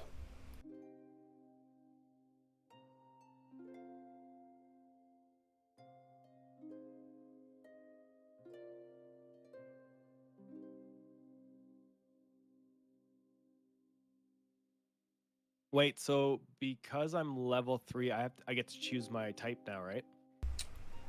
Yes. So does Ray and Ren. Val's already got his, and Brom's a multi-class, so I don't think he gets, well, depending which class he takes, he may get his, subclass. No, I won't. No. I won't get my subclass in Bard for another level or 2. Yeah. Right.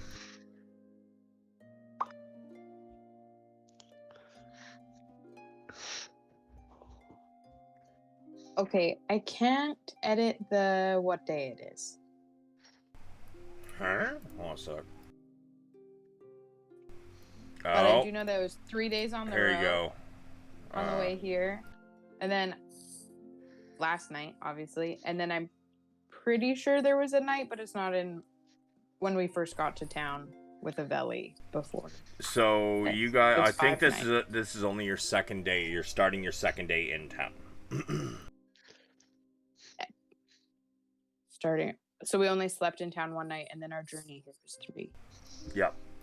So it's been 4 nights. You're able to edit it now. I fixed that.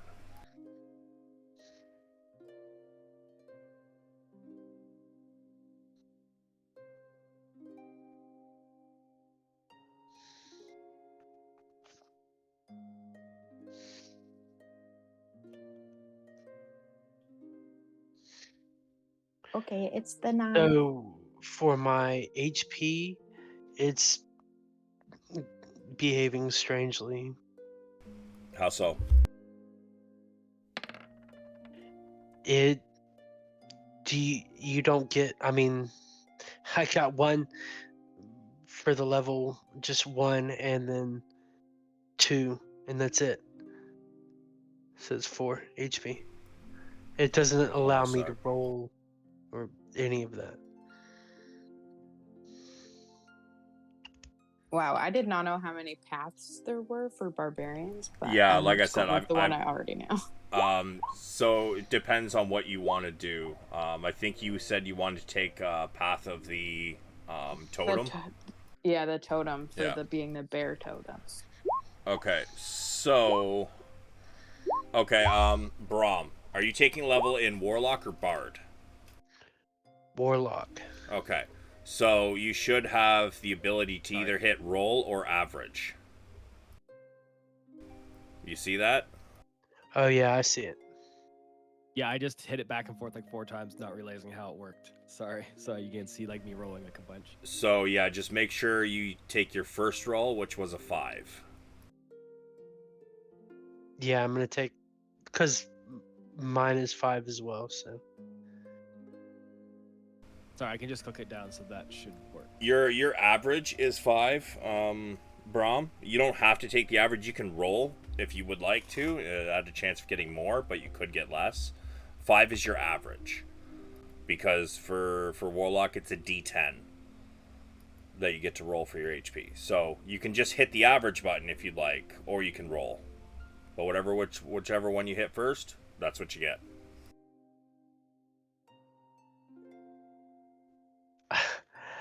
I guess I'll roll.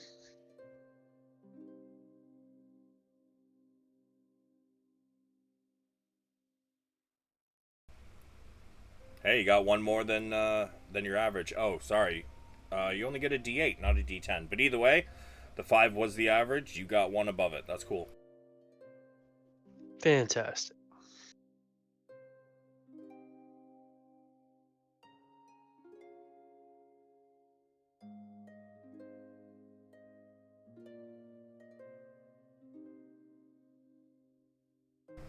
Anybody else got questions about their level up?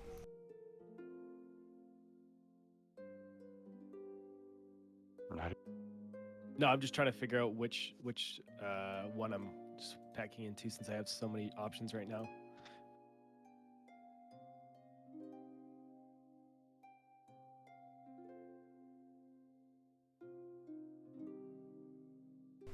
All right, so if you wanted a companion, then you're probably gonna I was want. looking at the Drake Warden because you get a Drake, Yes. right?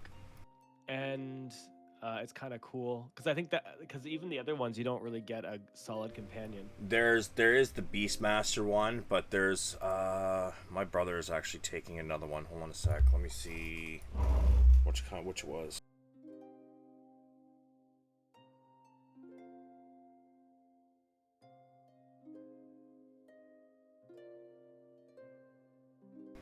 So there is the Beast Trainer, or there's 2 different Beastmasters you should see in the list. Do not take the PHB one. If you want to take Beastmaster, take the TCE, because that is the updated version. Because even Wizards of the Coast was like, no, our Yeah. Beastmaster one is fucking trash. There's also,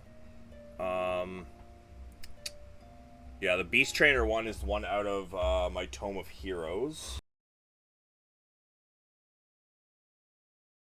Which, let me take a look at it and I'll tell you whether it's worth a damn.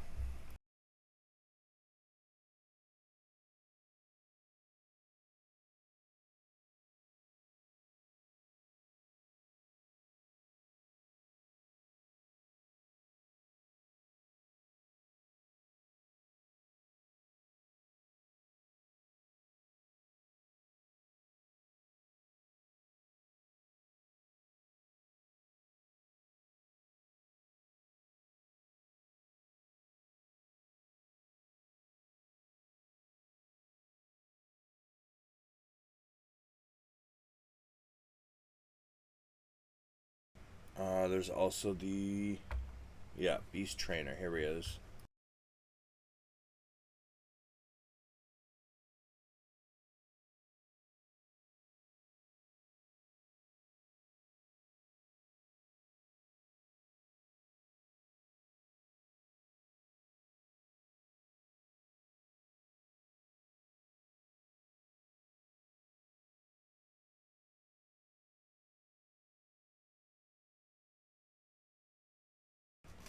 So, Beast Whisper is not bad, I don't think. However, I don't really like the maximum it is. Drake Warden is probably going to be your best one. And actually, you can. That's what I was looking at. Too, you can. It's also like the one that's kind of the coolest. So. Yeah, you can also take a couple levels in Fighter to get the Cavalier subclass, which synergizes really well. And it gives you extra bonuses to being able to, ride a mount, which is eventually what this Drake will be able to do. You will be able to ride this thing as a mount. That's why I like it. That's gonna be sweet. So yeah, I think okay, I'll go into Drake Warden then. So that's good. That's what I was thinking.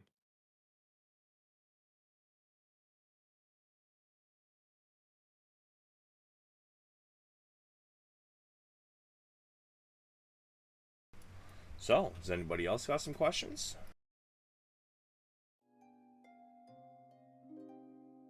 I get a new language proficiency as well. Jesus.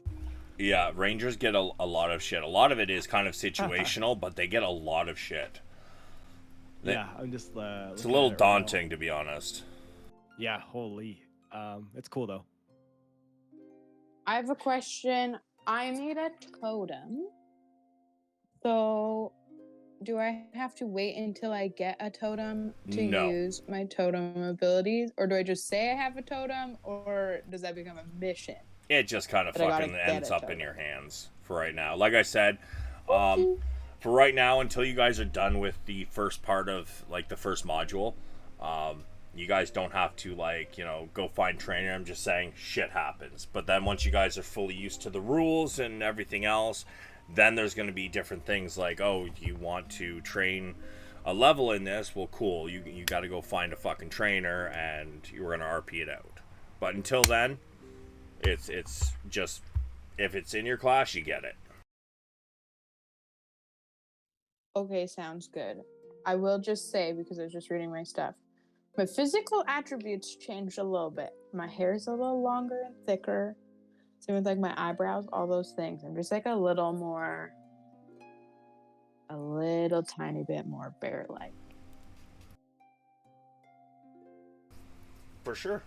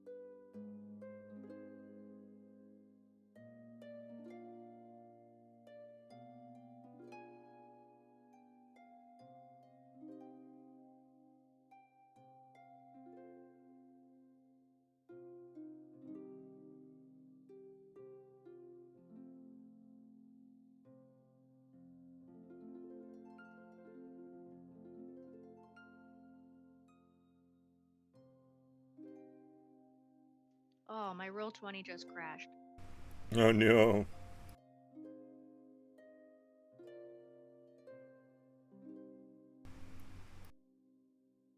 I'll boot it back up and see if your shit's working. Sometimes when that happens, it fucks your character sheet.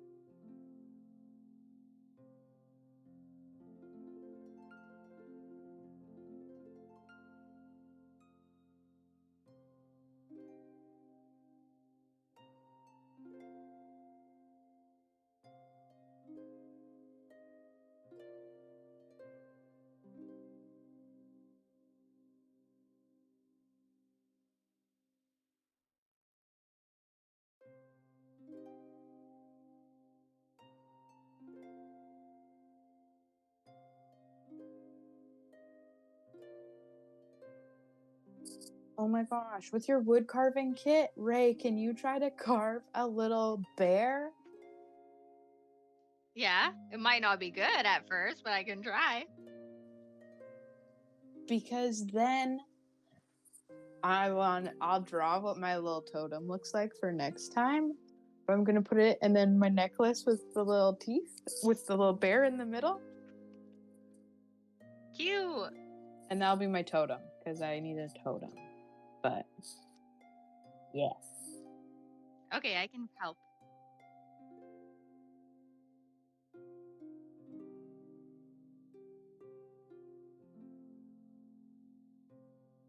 Not to be rude, y'all, I'm gonna have to punch out for the night for dinner because others are kind of waiting on me. But very much enjoyed this week. Thanks so much, y'all, and I hope y'all have a great week. All right, thanks for coming out, You as man. well. Thank you. Thanks. Bye. thanks. You too. Bye. Take her easy, bro. Bye. Take it easy, good sir.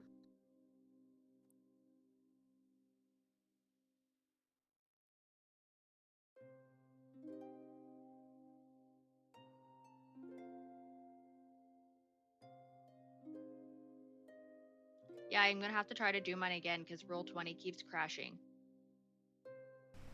Oh no.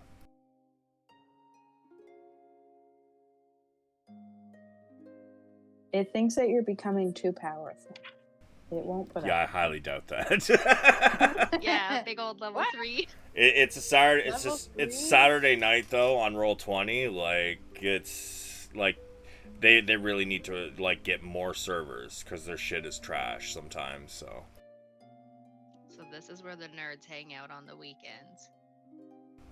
yeah, it's where the nerds congregate, crash and Roll20 servers.